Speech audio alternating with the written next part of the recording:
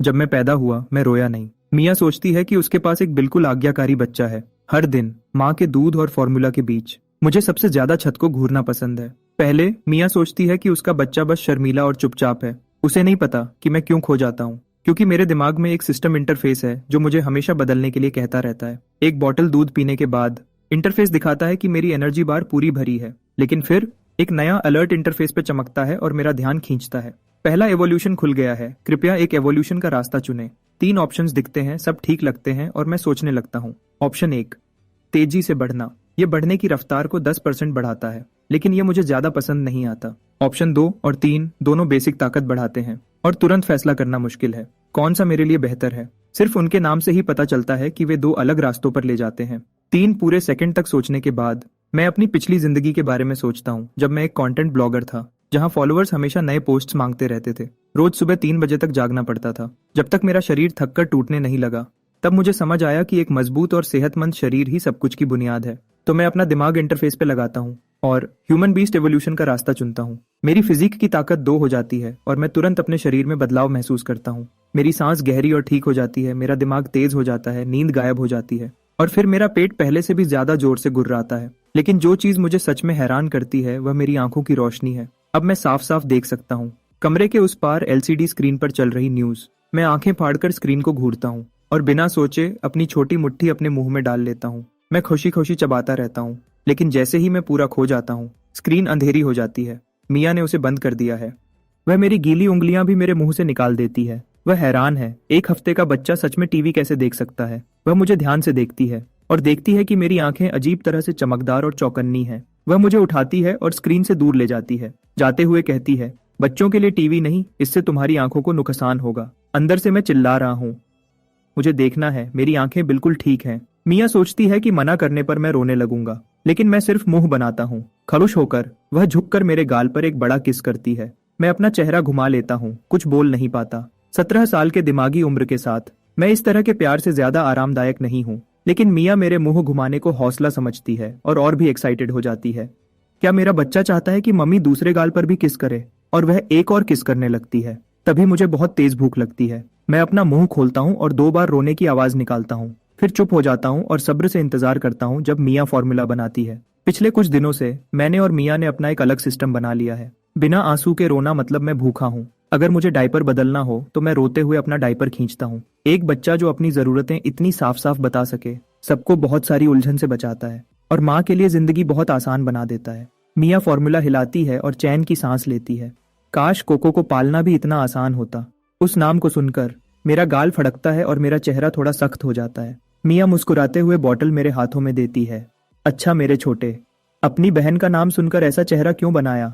मैं कुछ नहीं कहता और निपल पकड़ लेता हूँ। थोड़ी देर में बॉटल खाली हो जाती है, लेकिन मुझे अभी भी तसल्ली नहीं होती। मैं अपने मुंह पर थपकी मारता हूँ और एक और बार रोता हूँ। सिर्फ एक बार में दूसरी बॉटल खत्म करने के बाद मैं दूध वाली डकार लेता हूँ, क्योंकि मेरी भूख बढ़ती जा रही है। एनर्जी बार हर दिन 2% बढ़ती है।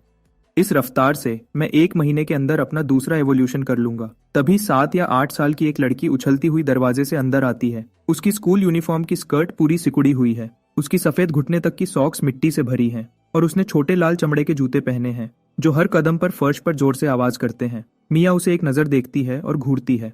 इस बार किस क्लासमेट से लड़ी तुम? लड़की गर्व से अपनी ठोड़ी ऊपर करती है। मैं सुधर रही हूँ, आज मैंने 2 से लड़ाई की। मिया किचन में वापस काम करने लगती है। पूरे समय अपनी बेटी को डांटती रहती है।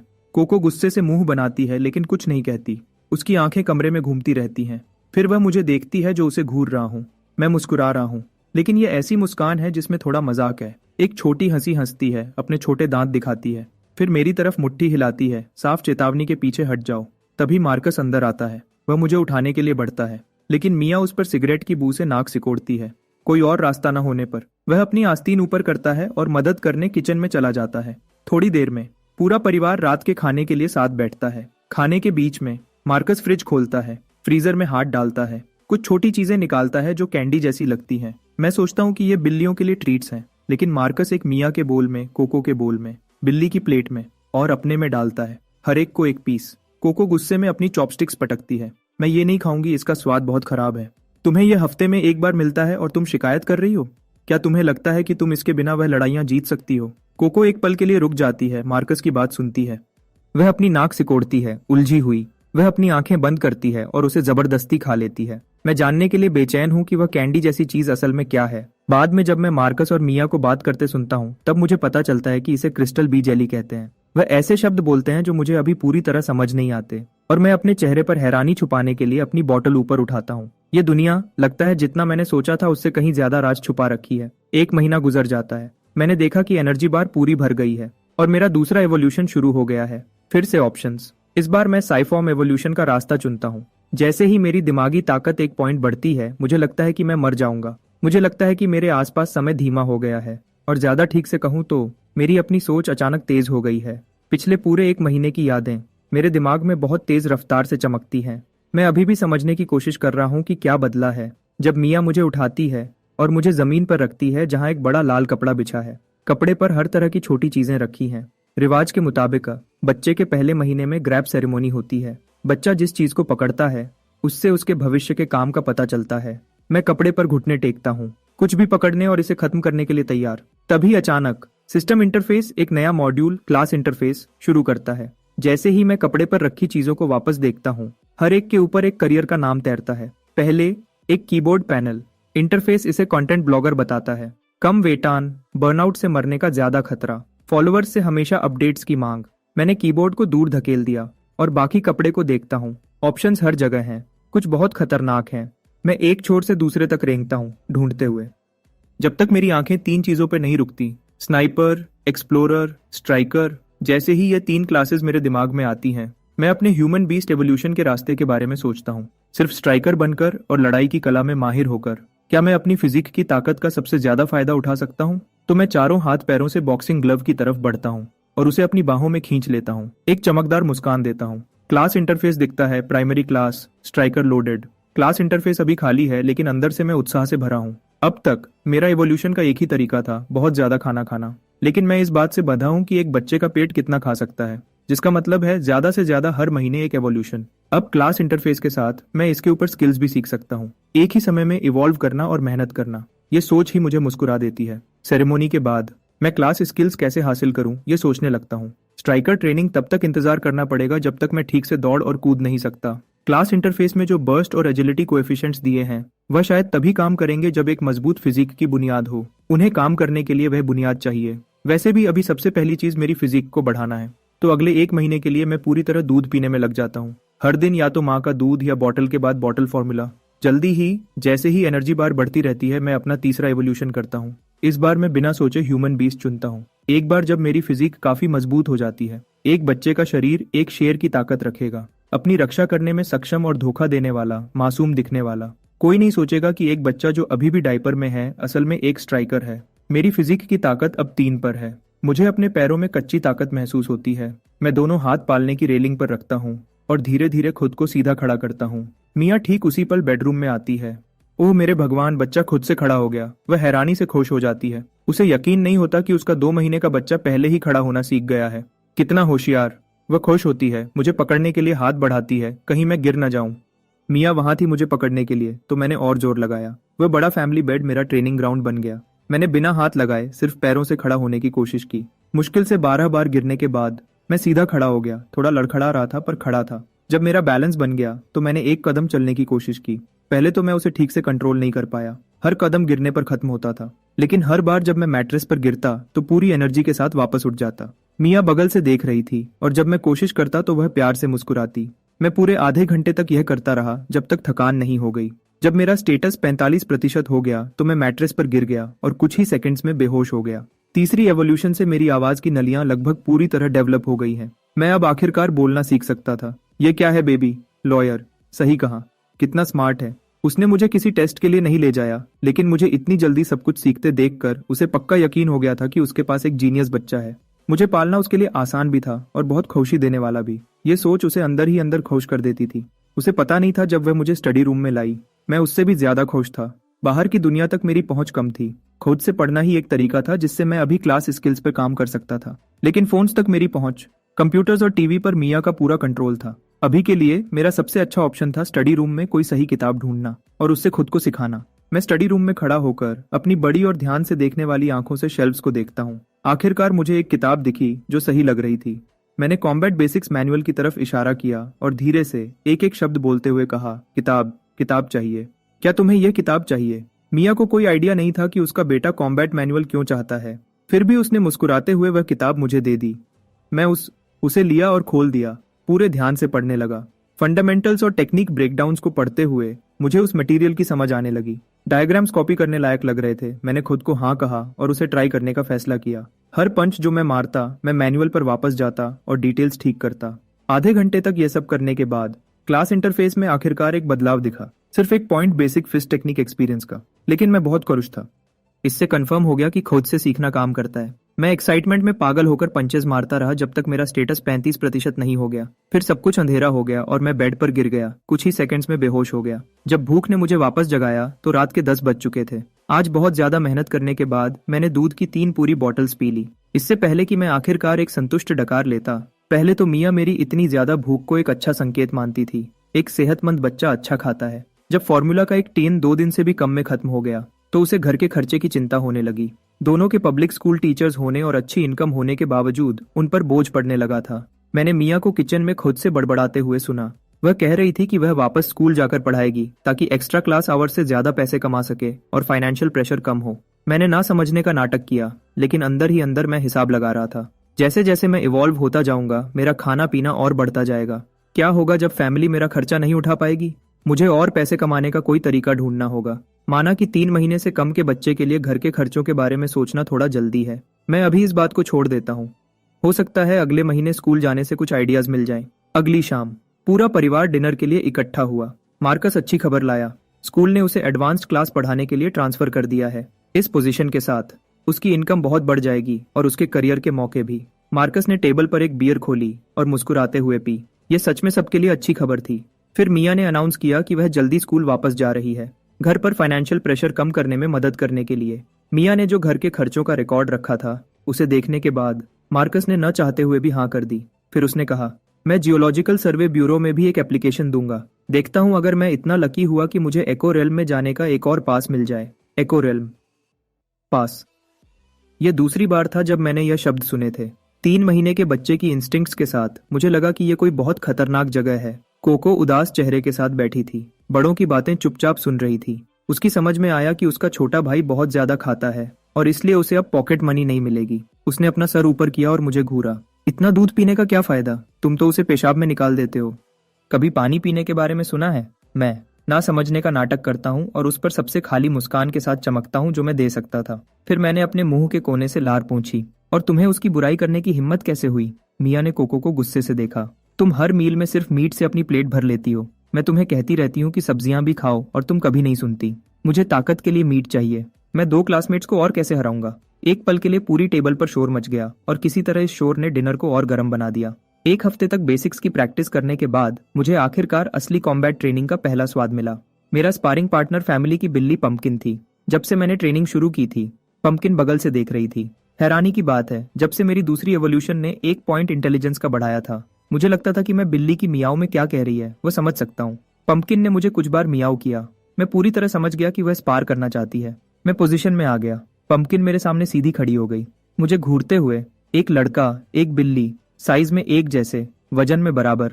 मेरी आंखों में लड़ने का जज्बा जल रहा था। अगली सेकंड पंपकिन ने छलांग लगाई, सीधा मेरी तरफ आते हुए। मैं अपनी जगह पर खड़ा नहीं रह पाया और सीधा पीठ के बल गिर गया। पंपकिन मेरे ऊपर खड़ी थी। उसके दोनों अगले पंजे मेरी छाती पर दब रहे थे। हम एक दूसरे को घूर रहे थे। अजीब सा माहौल दोनों तरफ था। पंपकिन ने एक मियाओ की। ट्रांसलेशन, क्या तुम्हें सच में लगता है कि यह काम करेगा? क्या तुम खरुद को बचा भी सकते हो? मैंने कभी नहीं सोचा था कि एक स्ट्राइकर के रूप में मेरी पहली लड़ाई टोटल नॉकआउट में खत्म होगी।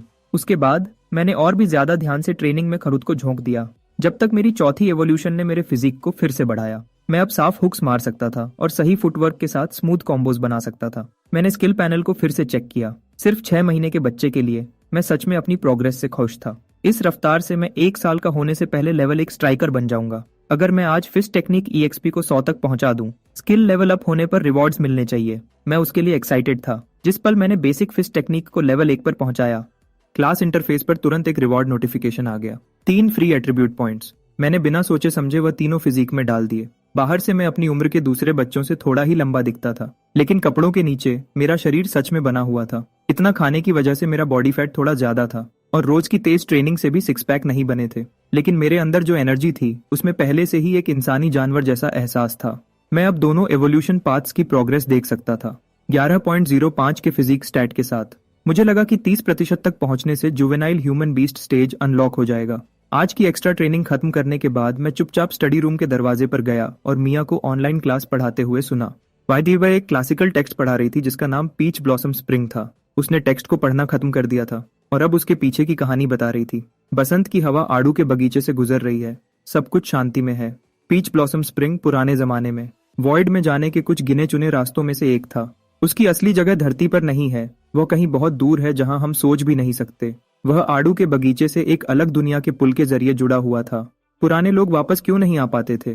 क्योंकि उन्होंने अभी तक उस अलग दुनिया के पुल को कंट्रोल करना नहीं सीखा था। आज नेशनल वॉइड एंट्रेंस नंबर 3 के जरिए कोई भी आसानी से पीच ब्लॉसम स्प्रिंग जा सकता है। मैं दरवाजे के पास खड़ा होकर चुपचाप सुनता हूँ तो यह है वॉइड, लेकिन एको रेल्म असल में क्या है? डिनर के बाद मार्कस ने मुझे और साफ जवाब दिया। वॉइड एक ऐसी जगह है जहां वक्त और जगह सब कुछ गड़बड़ है। एक कदम आगे बढ़ने से तुम पूरी तरह किसी और दुनिया में पहुंच सकते हो। सिर्फ कुछ सेकंड्स के लिए खड़े रहो और बाहर 100 साल गुजर चुके होंगे। एको रेल्म वॉइड के अंदर एक खास चीज है। ये वक्त और जगह के एक खास हिस्से की कॉपी है। मानो तुमने घर पर एक दिन बिताया तो वॉइड उस दिन को कई बार कॉपी कर देता है। कॉपी सिर्फ एक कॉपी है, लेकिन उसमें सब कुछ असली है। बाहर के लोग एको रेल्म्स में रास्तों से घुसते हैं ताकि रिसोर्सेज जमा कर सकें। सीधे शब्दों में यह एक गेम में डंजन चलाने जैसा है। मार्कस ने बात खत्म की और देखा कि मैं अभी भी सोच रहा हूँ। क्या तुम्हें सच में यह सब समझ आया? मैंने गंभीरता से सर हिलाया, लेकिन अगले ही सेकंड मेरा चेहरा रुक गया। डैड, क्या होगा अगर हम ही कॉपी हैं? मार्कस सच में हैरान दिखा। उसके बेटे को न सिर्फ एक्सप्लेनेशन समझ आया, बल्कि वह खुद ही बातों को जोड़ रहा था। मार्कस हंसा और समझाया, कॉपी की हुई जिंदगियां जैसे ही अपने एको रेल्म से बाहर निकलती हैं, वह खत्म हो जाती हैं। हमारी दुनिया के लोग वॉइड में आजादी से घूम सकते हैं, तो हम कॉपीज नहीं हो सकते। थोड़ी देर बाद मार्कस ने देखा कि मैंने अपनी रोज की ट्रेनिंग शुरू कर दी है। उसने मुझे कुछ देर पहले भी देखा था, कॉम्बैट मैनुअल पढ़ते हुए। जैसे जैसे मैं पढ़ता, मूव्स कॉपी करता, हर टेक्निक पर खुद से काम करता। लेकिन आज जैसे ही वह जाने के लिए मुड़ा, जो कॉम्बिनेशन मैं कर रहा था, उसने मार्कस को वहीं रोक दिया। वह वापस मुड़ा और अपनी आंखें मुझ पर गाड़ दी। डैड, क्या हुआ? मैंने उसके चेहरे पर अजीब सा एक्सप्रेशन देखा और ट्रेनिंग रोककर पूछा। कुछ नहीं, मार्कस ने कहा। उसकी मुस्कान थोड़ी रूखी थी। तुम टेक्निक्स बहुत जल्दी सीख रहे हो। फिर उसने सर हिलाया जैसे कोई फैसला कर रहा हो। कल से जब तुम्हारी बहन स्कूल से वापस आएगी तो मैं तुम दोनों को साथ में ट्रेन करूंगा। मैं बहुत खुश था। आखिर मार्कस एक पीई टीचर था। कोको दूसरी तरफ उतनी एक्साइटेड नहीं दिखी। अगली शाम मार्कस ने कोको को फिटनेस रूटीन शुरू करवाया। फिर उसने अपना ध्यान मेरी कॉम्बैट टेक्निक को गाइड करने पर लगाया। यह देखकर कि मेरा फिस्ट वर्क पहले ही बेसिक्स से आगे निकल चुका है। उसने मुझे फंडामेंटल किक्स सिखाए। उसने हर मूव को स्टेप बाय स्टेप समझाया। मैं कॉपी करते हुए मूव बाय मूव उसके साथ चलता रहा, लगातार डिटेल्स को ठीक करता रहा। धीरे धीरे यह नेचुरल लगने लगा। फिर मेरे सामने एक नया इंटरफेस नोटिफिकेशन दिखा। मैं एक पल के लिए हैरान होकर पलक झपकाया। फिर एक पूरी एक्साइटमेंट की लहर मुझ पर छा गई। आखिरी इंटरफेस मॉड्यूल आखिरकार अनलॉक हो गया था। मैंने तुरंत मिरर मोड एक्टिवेट किया उसे टेस्ट करने के लिए। मेरी आंखों की पुतलियां सिकुड़ गईं और मेरी नजर एक पल में तेज हो गई। मेरी आंखें एक हाई डेफिनेशन कैमरा जैसी हो गईं। मार्कस जो भी मूव दिखाता है, मैं उसके हर डिटेल को ध्यान से देखता हूँ, कॉपी करता हूँ और ठीक करता हूँ। हर बार प्रैक्टिस करने से मेरी टेक्निक और साफ होती जाती है। मार्कस को लगने लगता है कि उसके बेटे में कुछ अलग है। कुछ देर पहले तक उसके बेटे को सुधार की जरूरत थी, इसलिए उसे करना पड़ा। छोटे मोटे बदलाव यहाँ वहाँ। अब अचानक हर एक मूव बिल्कुल सही है। अपने बहुत ही खास बेटे को देखते हुए मार्कस ने धीरे से एक लंबी सांस छोड़ी। जब उसने और मिया ने दूसरा बच्चा करने का सोचा था, उन्होंने बस एक शांत बच्चे की उम्मीद की थी, कोको जैसा बिल्कुल नहीं। लेकिन उसकी जगह उन्हें एक प्रतिभाशाली बच्चा मिला।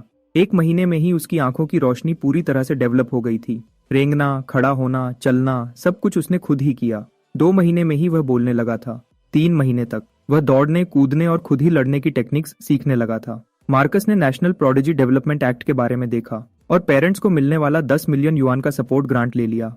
उसका दिमाग चलने लगता है। जब मुझे पता चलता है कि प्रोडिजी माने जाने पर 10 मिलियन का ग्रांट मिलता है, तो मैंने मार्कस को तुरंत मेरा नाम लिखवाने के लिए कहा। हमने एप्लीकेशन ऑनलाइन सबमिट की, लेकिन आखिर में, क्योंकि मैं मिनिमम एज रिक्वायरमेंट तक नहीं पहुंचा था, जो कि 2 साल थी, एप्लीकेशन रिजेक्ट हो गई। मार्कस मुझे इसके बारे में टेंशन न लेने को कहता है। एक नेशनल लेवल के प्रोग्राम के स्टैंडर्ड्स बहुत हाई होते हैं। अगर हम क्वालिफाई नहीं करते तो ठीक है, लेकिन मैं ये मानने को तैयार नहीं था। मैंने मार्कस से 5 टेराबाइट्स का स्टडी मटेरियल डाउनलोड करवाया और अपने दिन घर पर मिरर मोड में पूरी ताकत से EXP ग्राइंड करते हुए बिताए। यह सब उस 10 मिलियन के ग्रांट के लिए। उस शाम वीकली सप्लीमेंट का टाइम आ गया। मिया ने फ्रिज से क्रिस्टल बी जेली के 4 टुकड़े निकाले। जैसे ही वह उन्हें देने लगी, मैं बोला, माँ, क्या मैं भी थोड़ा ले सकता हूँ? शायद इसलिए कि मेरे सारे दांत आ चुके थे और मैं मछली और मीट ठीक से खा रहा था। मिया ने मुझे अपना एक टुकड़ा दिया। ये चीज सच में उतनी ही खराब थी जितना कोको ने बताया था। मिया ने एक छोटा टुकड़ा काटा और उसे गर्म पानी में घोला, और जो खुशबू उठी वह बिल्कुल ही अलग थी। लेकिन एवोल्यूशन के लिए मैंने खुद को तैयार किया, चेहरा पक्का किया, सांस रोकी। मैंने इसे कड़वी दवा के शॉट की तरह पी लिया। जब यह पूरा अंदर चला गया तभी मैंने दोबारा सांस लेने की हिम्मत की। पहले तो कीड़े की बदबू मेरे मुंह में फैल गई और मुझे उल्टी आने लगी। फिर एक गर्मी की लहर मेरे गले से नीचे उतरी और यह बहुत अच्छा लगा। इंटरफेस ने मुझे एनर्जी बार बढ़ने की जानकारी दी और वह नंबर देखकर मैं हैरान रह गया। क्रिस्टल बी जेली का एक पूरा टुकड़ा 10 ग्राम का होता है। मैंने 1 ग्राम से भी कम लिया था और एनर्जी बार 2% बढ़ गया। 1 ग्राम पूरे 1 दिन के फॉर्मूला के बराबर था। वॉइड से आया हुआ खाना सच में कुछ अलग ही है। अगले 2 हफ्तों तक मैंने पूरा ध्यान किक्स और फुटवर्क पर दिया। पूरे समय मिरर मोड चलता रहा। मेरी किक टेक्निक और फुटवर्क दोनों लेवल 1 तक बढ़ गए। इन दोनों लेवल अप से मुझे कुल 6 फ्री एट्रीब्यूट पॉइंट्स मिले। इस बार मैंने उन सबको फिजिक में नहीं डाला। टैलेंट इंटरफेस में मिरर मोड के नोट को देखते हुए उसमें लिखा था कि बेहतर मिररिंग रिजल्ट्स के लिए मेंटल पावर बढ़ानी होगी। तो मैंने इंटरफेस खोला और सारे 6 पॉइंट्स मेंटल में डाल दिए। एहसास तुरंत हुआ जैसे मेरे सर पर बर्फ का पानी डाल दिया हो, हड्डियों तक ठंडा। मेरी खोपड़ी सुन्न हो गई, मेरे माथे की नसें उभरने लगी। मेरा दिमाग ऐसा लग रहा था जैसे फट रहा हो। लेकिन जब मैंने दोबारा आंखें खोली तो पूरी दुनिया और तेज दिखने लगी। मैंने टेस्ट की तरह मिरर मोड एक्टिवेट किया। मैंने मास्टर जिंजर की मियाऊ की आवाज की नकल करना शुरू किया। मास्टर जिंजर ने अपना सर झुकाया। मैंने तुरंत उस आवाज की नकल की। उसका मोटा चेहरा लटक गया। उसके चेहरे पर सब कुछ दिख रहा था। ये 2 पैरों वाला जीव मेरी आवाजों की नकल कर रहा है और ये बिल्कुल भी अच्छा नहीं है। वह मुड़ा और चला गया। लेकिन तभी मेरे इंटरफेस में एक टेक्स्ट की लाइन दिखी। मिरर मोड एक्टिवेट करने और मास्टर जिंजर की कुछ आवाजों की नकल करने के बाद मैंने किसी तरह बिल्ली की भाषा अनलॉक कर ली थी। मास्टर जिंजर के साथ आधे घंटे की बातचीत के बाद बीस्ट स्टंग फिलाइन स्किल को 2 EXP पॉइंट्स मिले। परेशानी ये है कि मास्टर जिंजर एक अच्छा टीचर नहीं है। वह बार बार वही कुछ फ्रेजेस दोहराता रहता है, बिल्कुल भी उत्साह के बिना। सोचता हूँ अगर मैं बेसिक PSI फॉर्म को पूरी तरह से इवॉल्व कर लूँ तो क्या मुझे सीधे थॉट्स भेजने की एबिलिटी मिल जाएगी अपनी डेली ट्रेनिंग के साथ।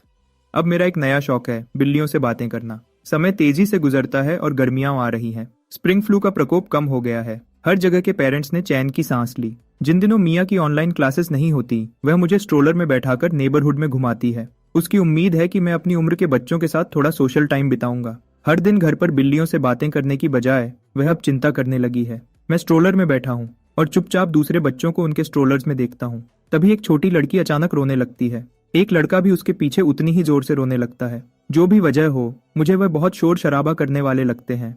कुछ माओ ने मुझे चुपचाप बैठे हुए देखा, न रोता हुआ, न परेशान होता हुआ, न ही अपनी उंगलियां चबाता हुआ। वह मिया की तारीफ करती हैं। तुम्हारा बच्चा कितना अच्छा है, कितना समझदार है। अगर मेरा बच्चा भी ऐसा होता तो मैं हर रात मुस्कुराते हुए सोती। मिया खुश हो जाती है। हर पेरेंट को अपने बच्चे की तारीफ सुनना अच्छा लगता है।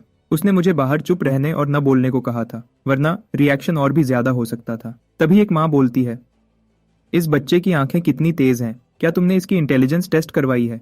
ये एक प्रोडिजी हो सकता है, तुम्हें पता है। बिल्कुल, मैंने पढ़ा है कि बहुत से प्रोडिजीज 1 या 2 साल की उम्र में ही निशानियां दिखाते हैं। यह सुनकर मिया घबराहट में उन्हें टाल देती है। वह अभी भी सोच रही थी कि क्या कहे जब एक माँ स्ट्रोलर के पास आती है। वह एक उंगली उठाती है और चमकती मुस्कान के साथ पूछती है, ये कितने हैं? सही जवाब दो और आंटी तुम्हें टॉफी देगी। सब मेरे जवाब का इंतजार करते हैं। आखिर एक बच्चे के लिए जो मुश्किल से 6 महीने का है, सवाल समझना और कुछ शब्द भी बोलना एक खास इंटेलिजेंस का सबूत होगा। मैंने क्यूरियस भीड़ को पूरी तरह से इग्नोर किया और अपना चेहरा एक आवारा बिल्ली की तरफ किया जो फूलों की क्यारी के पास बैठी थी। एक्साइटेड होकर मैंने उसे बुलाया। माएं हैरानी से घूरने लगी। मिया ने दूसरी तरफ चुपचाप चैन की सांस ली। आवारा बिल्ली ने आवाज सुनकर अपना सर घुमाया। कुछ खास नहीं मिला और वह भाग गई। फिर भी इस नेबरहुड में आवारा बिल्लियों की कमी नहीं है। अगली बार जब मौका मिलेगा मैं बातचीत शुरू करूंगा और कुछ 20 टंग एक्सप ग्राइंड करूंगा। जब से मैंने वह 6 मेंटल पॉइंट्स ऐड किए हैं, मैं अब पूरी तरह से वीडियो ट्यूटोरियल से सीख सकता हूँ और बाकी कॉम्बैट टेक्निक्स खुद ही सीख सकता हूँ। स्ट्राइकर क्लास को लेवल अप होने के लिए बस 21% और एक्सपी चाहिए। मुझे बहुत उत्साह महसूस होता है। मैं ये जानने का इंतजार नहीं कर सकता कि अगला लेवल क्या रिवॉर्ड्स और इफेक्ट्स लाएगा। अगले कुछ दिनों में मैं दिन में 3 ट्रेनिंग सेशंस करता हूँ और इंटरफेस के नंबर्स को लगातार देखता रहता हूँ। 2 हफ्तों बाद दिल तेजी से धड़कते हुए मैंने क्लास इंटरफेस खोला। प्रॉम्प्ट पूछता है कि क्या मैं आगे बढ़ना चाहता हूँ। मैंने बिना किसी झिझक के हाँ चुना। जब इंटरफेस दोबारा फोकस में आता है, इस पहले क्लास लेवल अप के रिवॉर्ड्स मेरी उम्मीद से कहीं ज्यादा अच्छे थे। स्ट्राइकर की स्पेशलाइजेशन, वीक पॉइंट स्ट्राइक का डिस्क्रिप्शन पढ़ते हुए मेरी उंगलियां उत्साह से फड़फड़ाने लगीं। मुझे लगता है कि अब मैं पंपकिन के खिलाफ बराबर का मौका रखता हूँ। मैंने सारे 10 रिवॉर्ड एट्रीब्यूट पॉइंट्स एलोकेट किए। पहले तो मुझे अंदर से ताकत का एक धमाका महसूस हुआ, फिर मेरी बाहें साफ तौर पर मोटी हो गईं। जरा सा भी फ्लेक्स करने पर बाइसेप्स उभर आते थे। मेरा दिमाग साफ हो गया, सब कुछ तेज हो गया। महीनों की ट्रेनिंग और पढ़ाई एकदम सही तरतीब से मेरे दिमाग में घूम गई। इतनी अच्छी हालत में मुझे पंपकिन को ढूंढना होगा और हिसाब बराबर करना होगा। लेकिन पंपकिन बस जम्हाई लेता है। उसका अंदाज ज्यादा स्वागत करने वाला नहीं था। मैं वहां खड़ा रहा और एक अजीब सी मुस्कान दी। पंपकिन, चलो लड़ते हैं। पंपकिन थोड़ा हिलता है, उसके मुंह का कोना ऐसे मुड़ता है जैसे वह ठंडी मुस्कान दे रहा हो। मुझे एक बुरा एहसास होता है। क्या यह बिल्ली उठने की वजह से गुस्से में है? अगले ही पल पंपकिन एक आवाज निकालता है और तेजी से गायब हो जाता है। वह सीधा मेरे पैरों की तरफ आता है। पंपकिन को साफ लगता है कि यह लड़ाई भी पिछली बार की तरह जल्दी खत्म हो जाएगी। लेकिन मैं अब वह कुछ महीने पहले वाला बेचारा बच्चा नहीं हूँ। जब वह टकराता है मैं उसके साथ घूम जाता हूँ, साफ और कंट्रोल में। टक्कर को संभालता हूँ, ठीक से खड़ा होता हूँ और हमारे बीच की दूरी बढ़ा देता हूँ। पंपकिन पलक झपकता है। उसकी सुनहरी आंखें हैरानी से भर जाती हैं। मैं अपने पैरों को सही स्टांस में रखता हूँ, मुट्ठियां उठाकर चेहरे को बचाता हूँ। मैंने किकबॉक्सिंग के लिए स्टांस लिया। चलो चलते रहो।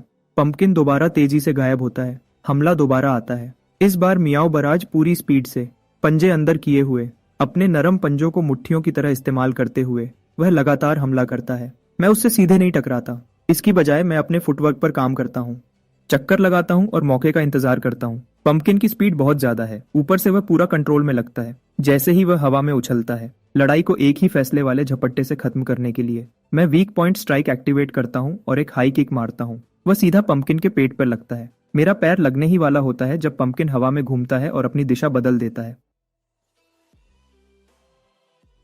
बगल वाले सोफा पर गिरता है। वह अपना सर हिलाता है, सुनहरी आंखें हैरानी से बड़ी हो जाती हैं। इस 2 पैरों वाले जीव ने उसे सच में पीछे धकेल दिया। मैं उसके बगल में सोफा पर गिरता हूँ, जोर जोर से सांस लेते हुए। लड़ाई सिर्फ कुछ ही मिनट चली, लेकिन पूरी लड़ाई में जो फोकस मैंने बनाए रखा था उसने मुझे पूरी तरह से थका दिया था। इंटरफेस पर XP गेन। वह लड़ाई एक पूरे घंटे की इंटेंस ट्रेनिंग के बराबर थी। मैंने पंपकिन की तरफ उम्मीद भरी नजरों से देखा। तो क्या हम यह कभी दोबारा कर सकते हैं? जैसे मेरे पोटेंशियल को पहचानते हुए पंपकिन का अंदाज काफी नरम हो गया। वह धीरे से मियाऊ करता है जवाब में।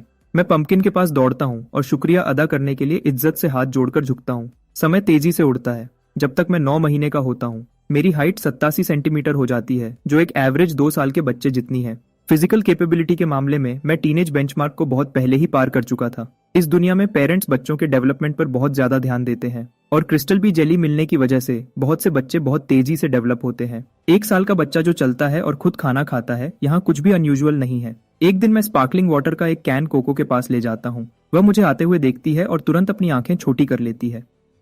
क्या चाहिए तुम्हें? ये तुम्हारे लिए है। मैं कैन आगे बढ़ाता हूँ।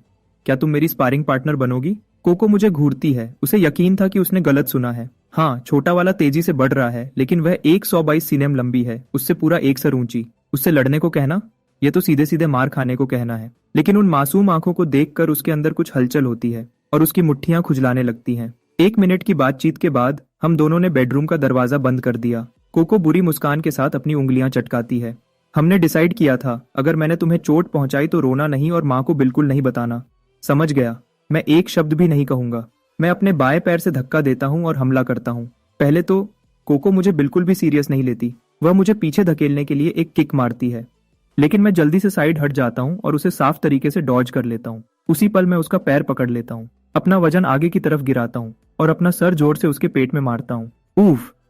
कोको अपना बैलेंस खो देती है और बेड पर गिर जाती है। वह जल्दी से वापस खड़ी होती है और बड़ी आंखों से मुझे घूरती है। गिरने से ज्यादा चोट नहीं लगी थी, लेकिन उसके दिमाग को लगा झटका बहुत बड़ा था। नामुमकिन, बिल्कुल नामुमकिन। ये बच्चा अभी पूरा 1 साल का भी नहीं हुआ है ना? वह सोचने लगती है कि कोई सही वजह ढूंढे। उसे जल्दी ही समझ आता है, माँ उसे सिर्फ हॉस्पिटल से घर लाई थी। किसी ने भी उसके जन्म को सच में नहीं देखा था। सिर्फ एक ही नतीजा निकलता है। वह घूमती है, बेडरूम से बाहर निकलती है और पूरी आवाज में चिल्लाती है, माँ, तुम्हें धोखा दिया गया है। यह तुम्हारा असली बेटा नहीं है। लिविंग रूम में कोको मिया को ढूंढते हुए इधर उधर दौड़ती है, पूरे समय चिल्लाती रहती है, माँ माँ, तुम्हें धोखा दिया गया है। यह तुम्हारा नहीं है। यह एक एलियन जीव है जो धरती को तबाह करने आया है। मैं दरवाजे पर चमकती मुस्कान के साथ खड़ा हूँ, जो कुछ हो रहा था उसका पूरा मजा ले रहा था। और जैसा कि उम्मीद थी, 5 मिनट बाद मिया अपनी ऑनलाइन क्लास खत्म करती है। सबसे पहले वह कोको का कान पकड़ती है और उसे खूब डांट लगाती है। अगर तुमने दोबारा ऐसा शोर मचाया और मेरी क्लास में खलल डाला। तो डिनर में तुम्हें मीट नहीं मिलेगा। कोको अपना कान रगड़ती है, आंखें दुख और गुस्से से भरी हुई। माँ भी फिल्मों के उन साइड कैरेक्टर्स जैसी बन जाएगी जो हीरो पर कभी यकीन नहीं करते और आखिर में एलियन क्रीचर उन्हें खा जाता है। जब मिया को समझ आता है कि असल में क्या हुआ था, वह मार्कस को उसके वापस आते ही बताती है और इस तरह कोको और मेरी दूसरी राउंड की लड़ाई होती है। इस बार कोको अपनी पूरी ताकत से मुझ पर हमला करती है, उस एलियन क्रीचर को बेनकाब करने के लिए जो उसके सामने खड़ा था। मैं शांत रहता हूँ, हर मूव को पढ़ता हूँ और साफ तरीके से जवाब देता हूँ। उसकी टेक्निक में कमियां ढूंढता हूँ। इस तरह की हाई इंटेंसिटी स्पारिंग से एक्सपी बहुत तेजी से बढ़ता है और 5 टेराबाइट्स का स्टडी मटेरियल अब्सॉर्ब करने के बाद मैं अब खुद को संभाल सकता हूँ, एक अनुभवी स्ट्राइकर की तरह। बचना, रोकना, जवाब देना, यहाँ तक कि ओपोनेंट का रिदम तोड़ना, ये सब अब मेरी आदत बन चुका है। कोको दूसरी तरफ कुछ सालों से कॉम्बैट में ट्रेनिंग ले रही थी, लेकिन उसकी गहराई से पढ़ाई न करने की इच्छा ने उसकी टेक्निक को कच्चा छोड़ दिया था। जैसे ही मैंने उसे एक किक में ज्यादा आगे बढ़ते और खुद को खुला छोड़ते देखा, मैं नीचे से तेजी से अंदर घुसता हूँ और एक साफ लेग स्वीप टेक डाउन करता हूँ, उसके पीछे वीक पॉइंट स्ट्राइक बोनस के साथ। कारपेट भी उसे नहीं बचा पाता। कोको दर्द से कराहते हुए जमीन पर गिर जाती है। वह वहां हांफते हुए लेटी रहती है, छत को खाली नजरों से घूरती है। यह खत्म हो गया। वह सांस लेती है। एलियन क्रीचर धरती पर कब्जा करने वाला है। मेरी सुधार की स्पीड मार्कस की उम्मीदों से एक बार फिर आगे निकल जाती है। लगता है मैं प्रोडिजी सिलेक्शन प्रोग्राम के लिए क्वालिफाई करने के बहुत करीब हूँ। मार्कस सेलिब्रेट करने के लिए 2 एक्स्ट्रा डिशेस बनाता है, हम दोनों को अच्छा बूस्ट देने की उम्मीद में। अगले 2 महीने की गर्मियों की छुट्टियों के लिए gold medal sparring partner Coco officially duty पर आ जाती है। उसका एक ही मकसद है, मुझे हराना और मेरा असली एलियन रूप सबके सामने लाना। मैं उसके हर चैलेंज का स्वागत करता हूँ, क्योंकि मिरर मोड में लड़ने से एक्सपी इतनी तेजी से बढ़ता है कि कोई और चीज उसकी बराबरी नहीं कर सकती। समय निकलता जाता है, अक्टूबर आता है और उसके साथ मेरे दोबारा जन्म के बाद मेरा पहला बर्थडे। मार्कस और मिया टेबल पर ताली बजाते हैं और हैप्पी बर्थडे गाते हैं। मिया कोको का कान थोड़ा सा खींचती है और वह भी आधे दिल से गुनगुनाती हुई शामिल हो जाती है। मैं अपनी कुर्सी पर अपनी बोतल पकड़े बैठा हूँ, उसे ऐसे उठाता हूँ जैसे टोस्ट कर रहा हूँ और एक ही बार में पी जाता हूँ। मैं अपनी आंखें बंद करता हूँ, एक विश मांगता हूँ और एक ही सांस में सारी मोमबत्तियां बुझा देता हूँ। गिफ्ट्स के लिए कोको अपनी पॉकेट मनी से एलियन 5 मूवी की आर्ट बुक खरीदती है और उसे मेरी तरफ सरका देती है। वह एलियन बेस की तरफ इशारा करती है और आमतौर पर पूछती है, घर पर वह मांस खाने वाले फूल खिल रहे हैं, क्या तुम वापस जाकर देखोगे नहीं? फिर मार्कस की बारी आती है। वह मुझे एक छोटी नीली बोतल देता है। यह कमर्शियल्स में दिखने वाले कैल्शियम सप्लीमेंट ड्रिंक्स जैसा लगता है, लेकिन जब मैं लेबल देखता हूँ उस पर लिखा था ग्रेड एक एसेंस टॉनिक। मार्कस मुस्कुराता है, इसे सीधा पियो, ये क्रिस्टल बी जेली से बेहतर अब्सॉर्ब होता है। मैं सबको शुक्रिया कहता हूँ और टॉनिक को एक ही बार में पी जाता हूँ। एक ठंडी ताजगी भरी लहर मेरे गले से लेकर पैरों तक फैल जाती है। एनर्जी बार से 2 डायरेक्ट एट्रीब्यूट पॉइंट्स मिलते हैं, फिर एक के बाद एक कई और नोटिफिकेशंस आते हैं। पूरे 1 साल की मेहनत और मेरी पहली बड़ी अचीवमेंट आखिरकार अनलॉक हो जाती है, 30 पॉइंट्स फिजिक के साथ। मैं अब एक फिजिकली एक्टिव एडल्ट मेल के बराबर हूँ। मैंने डिटेल्ड रिवॉर्ड डिस्क्रिप्शन खोला, मेरी सभी करंट टैलेंट स्किल स्पेशलाइजेशंस में। बीस्ट फॉर्म सबसे ज्यादा कॉम्बैट पावर बूस्ट देता है। फिर मैंने passive talent reward predator check किया। ये एक नॉन कॉम्बैट टैलेंट है, लेवल अप नहीं हो सकता लेकिन इन्फिनिटली स्टैक होता है। आगे से हर दिन की ट्रेनिंग प्रेडेटर टैलेंट के साथ मिलकर थकान और फिजिकल डैमेज से तेजी से ठीक होने का मतलब है। मैंने रिवॉर्ड स्क्रीन बंद की और अपनी नजरें अगले एवोल्यूशन माइलस्टोन पर टिकाई। 30 पॉइंट्स एक हेल्थी एडल्ट के बराबर हैं, तो एक 100 पॉइंट्स इंसान की आखिरी सीमा होनी चाहिए। और अल्टीमेट फॉर्म की बात करें तो क्या वह इंसानी शरीर की सीमाओं से बिल्कुल परे हो सकता है। लेकिन अभी मेरे दिमाग में एक शब्द आया, असाधारण। एक नए मकसद के साथ मुझे दोबारा से जोश महसूस होता है। पहला माइलस्टोन हो गया है, दूसरा कितना दूर हो सकता है। उस रात मैंने अपनी इवॉल्व्ड फिजिकल कैपेबिलिटीज का पूरा टेस्ट किया। मार्कस एक तरफ खड़ा सब कुछ अपने फोन पर रिकॉर्ड कर रहा है, चाहे वह ताकत हो, कूदना हो या 100 मीटर की दौड़ या फिर उसके बाद होने वाले इंटेलिजेंस टेस्ट्स। हर नतीजा प्रोडिजी सिलेक्शन प्रोग्राम के थ्रेशोल्ड से बहुत ऊपर आता है। मार्कस को मुश्किल से यकीन होता है कि उसका बेटा अभी सिर्फ 1 साल का हुआ है और उसने पहले ही प्रोग्राम की हर रिक्वायरमेंट पूरी कर ली है। वह तुरंत सारे एप्लीकेशन मटेरियल्स अपलोड कर देता है। हम मिया को बुलाते हैं और उसे बताते हैं कि एप्लीकेशन सबमिट हो गई है। फैमिली चुपचाप इंतजार में बैठ जाती है, ऑफिशियल जवाब का इंतजार करते हुए। जब हम सब सोच रहे थे कि ऑफिस बंद हो गया है और हमें कल तक इंतजार करना पड़ेगा, दरवाजे पर दस्तक होती है। क्या मिस्टर मार्कस घर पर हैं? मैं रजिस्ट्रेशन ऑफिस से हूँ।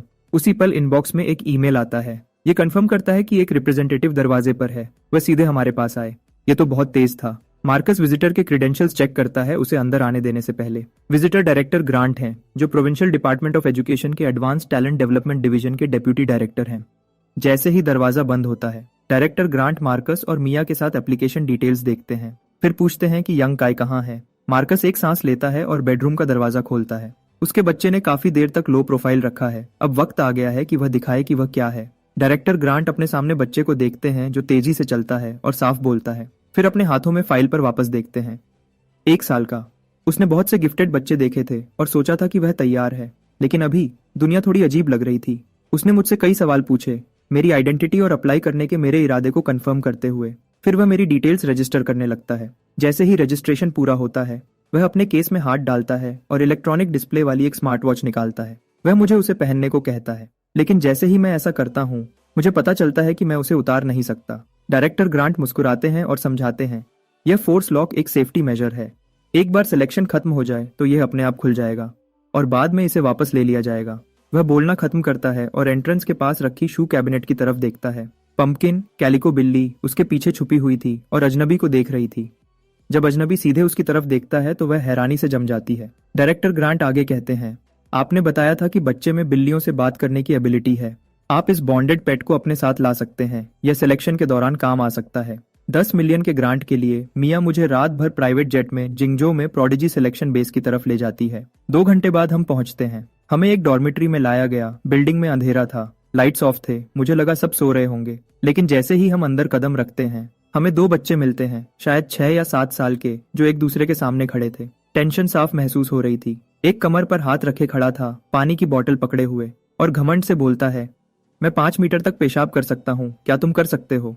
दूसरा बच्चा अपना मुंह सिकोड़ता है और नाक से 2 लंबी स्नॉट की धाराओं को वापस अंदर खींच लेता है। संतुष्टि से चबाते हुए वह जवाब देता है, मैं कच्चा स्नॉट खा सकता हूँ, एक बार में 2, इसे हरा कर दिखाओ।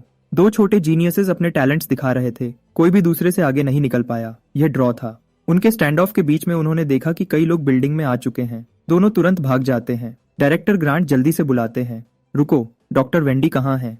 कहीं बाहर गए हैं। और वह सेंटेंस पूरा होने से पहले ही गायब हो जाते हैं। मैं आसपास देखता हूँ। बाहर का एरिया एक मिलिट्री बेस है, अंदर प्रोडिजी सिलेक्शन बेस है। सिलेक्शन फैसिलिटी को मिलिट्री इंस्टॉलेशन के अंदर रखना बाहर के खतरों को रोकने का एक स्मार्ट तरीका है। डायरेक्टर ग्रांट अपना फोन निकालते हैं और किसी को हमसे मिलने के लिए बुलाने ही वाले होते हैं, जब एक यंग औरत गोल्ड रिम्ड ग्लासेस में हाथ में फोल्डर लिए हमारी तरफ आती है। वह पास आते ही डायरेक्टर ग्रांट को ग्रीट करती है। डायरेक्टर ग्रांट, आप इस बार बेस के लिए एक अच्छा सरप्राइज लाए हैं। प्रोडिजी प्रोग्राम के 15 साल हो गए हैं और आज पहली बार हमने एक ऐसा एप्लीकेंट देखा है जो अभी सिर्फ 1 साल का हुआ है। डायरेक्टर ग्रांट जल्दी से उसका हाथ मिलाते हैं। डॉक्टर वेंडी, आप बहुत मेहरबान हैं, लेकिन यह बच्चा सच में कुछ अलग है। ऐसा है तो मैं बहुत ध्यान से देखूंगी। डॉक्टर वेंडी की नजर मुझ पर पड़ती है। मैं ऊपर देखता हूं और उसके कोट पर नेम टैग पढ़ता हूं, doctor Wendy institute for extraordinary trades.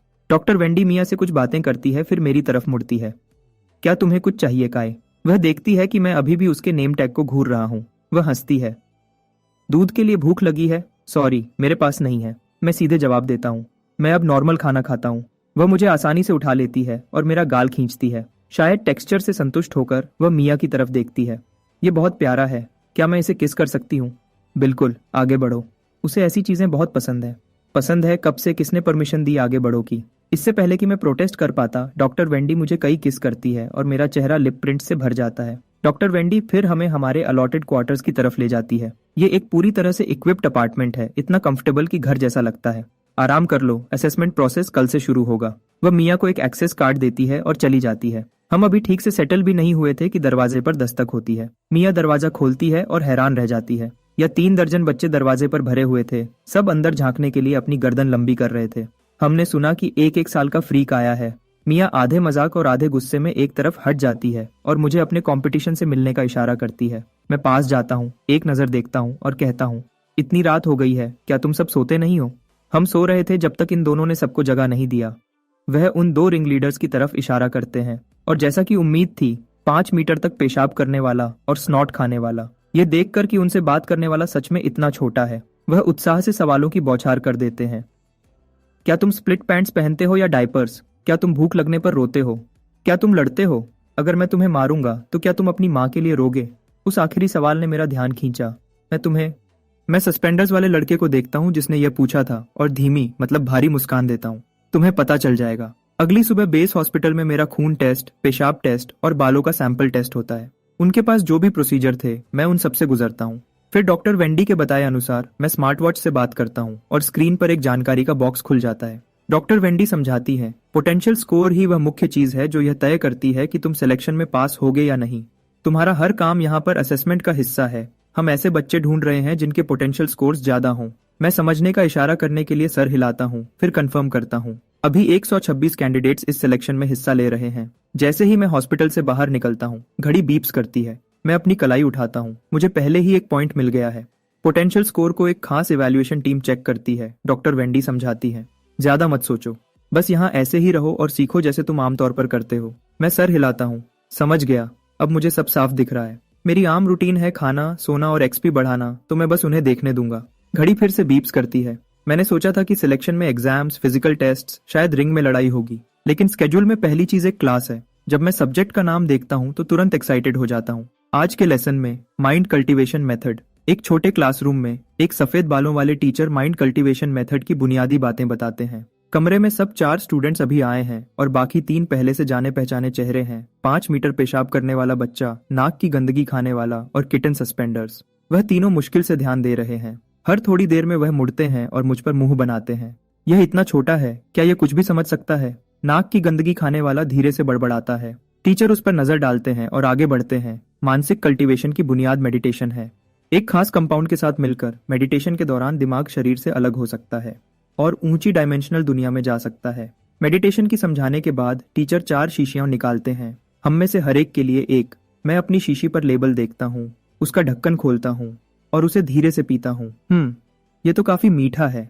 अगली पल मुझे हल्कापन महसूस होता है, जैसे मेरा पूरा शरीर जमीन से उठ गया हो। मेरी इंद्रियां धुंधली होने लगती हैं। टीचर के बताए अनुसार मेरी चेतना भटकती है और मैं जल्दी ही खुद को एक गहरी, पूरी अंधेरे वाली जगह में पाता हूँ। इस मेडिटेटिव यात्रा में नियम आसान है, आगे बढ़ते रहो, रुको मत। ये आसान लगता है, लेकिन थोड़ी देर बाद दबाव बढ़ता है। ये आंखें बंद करके आगे चलने जैसा है। भले ही पता हो कि रास्ते में कुछ नहीं है, दूर तक जाना जितना आसान लगता है उससे मुश्किल है। तुम सिर्फ इतनी दूर तक जा सकते हो जब तक आंखें खोलने की इच्छा असहनीय न हो जाए। लेकिन अभी मैं गहरी मेडिटेशन में हूँ और मैं सिर्फ महसूस करके आगे बढ़ सकता हूँ। 8 मिनट में 5 मीटर पेशाब करने वाला बच्चा और नाक की गंदगी खाने वाला पसीने से भीग जाते हैं और तेज सांस लेते हैं। वह मेडिटेशन से बाहर आ जाते हैं। किटन सस्पेंडर्स थोड़ी देर और टिकता है। 10 मिनट बाद वह अपनी आंखें खोलता है। वह थकी हुई लेकिन जीत की मुस्कान के साथ दूसरे 2 को देखता है। फिर वह तीनों मेरी तरफ देखने लगते हैं। उनके चेहरे पर हैरानी आ जाती है। क्या यह छोटा बच्चा सच में उनसे ज्यादा मानसिक ताकत रख सकता है? वह तीनों अजीब चेहरे बनाकर क्लासरूम से बाहर निकल जाते हैं। जैसे ही वह बाहर आते हैं, खुद को रोक नहीं पाते। थोड़ी देर में बच्चों का एक झुंड एक एक करके दौड़ता हुआ आता है, क्लासरूम की खिड़की के बाहर खुद को दबाते हुए। ऐसा नहीं हो सकता कि वह सो गया हो, है ना? हाँ ठीक है। क्या तुम्हें सच में लगता है कि कोई उस फोकस सीरम को पीने के बाद सो सकता है? हाँ ठीक है। मैं अपनी ही टांग क्यों खींचूंगा? जबकि वह बाहर बातें कर रहे होते हैं, मैं क्लासरूम के अंदर धीरे से अपनी आंखें खोलता हूँ। मैं अपनी घड़ी चेक करता हूँ। सिर्फ 14 मिनट गुजरे हैं। फिर भी किसी तरह ऐसा लगता है जैसे मैंने पूरे 3 दिन और रातें जी ली हों। मैं एक धीमी सांस छोड़ता हूँ और अपना स्टैट पैनल खोलता हूँ। जैसे ही मैं नंबर्स देखता हूँ, मेरा मूड ठीक हो जाता है। ये पहली बार है जब मेरे मानसिक स्टैट्स असली ट्रेनिंग से बढ़े हैं। लगता है इस जगह आना सही फैसला था। एकेडमी में आने के बाद से मैंने जल्दी से खत्म कर लिया है अपने पहले राउंड के लेसन्स। आगे आने वाले कोर्सेज के नाम देखते हुए मुझे उत्साह महसूस होता है। जब से मैं पैदा हुआ हूँ, मेरे मानसिक स्टैट्स सिर्फ पैनल रिवॉर्ड पॉइंट से ही बढ़े हैं। मैंने कभी सोचा नहीं था कि दिमाग को ट्रेन करने के लिए असली टेक्निक्स भी होती हैं। जैसे ही मैं एक सेशन खत्म करता हूँ और फिर से जाने की तैयारी करता हूँ, प्रोफेसर जो मुझे रोकने के लिए अंदर आते हैं। क्लास के बाद मैं अपनी घड़ी की स्क्रीन पर जानकारी देखता हूँ। मैं खुद से बड़बड़ाता हूँ, क्या पोटेंशियल पॉइंट्स जमा करना सच में इतना आसान है? लेकिन जो मुझे अभी तक नहीं पता वह यह है कि इस मानसिक ट्रेनिंग सेशन में सिर्फ दोनों ने भी एक पॉइंट कमाया। स्क्वर्ट और बुगर को कुछ भी नहीं मिला। दूसरी क्लास में प्रोफेसर जो समझाते हैं कि मेडिटेशन ट्रेनिंग आगे बढ़ने पर क्या होता है। तुम्हारा दिमाग जितना मजबूत होगा, डायमेंशनल लॉ को छूने का तुम्हारा मौका उतना ही ज्यादा होगा।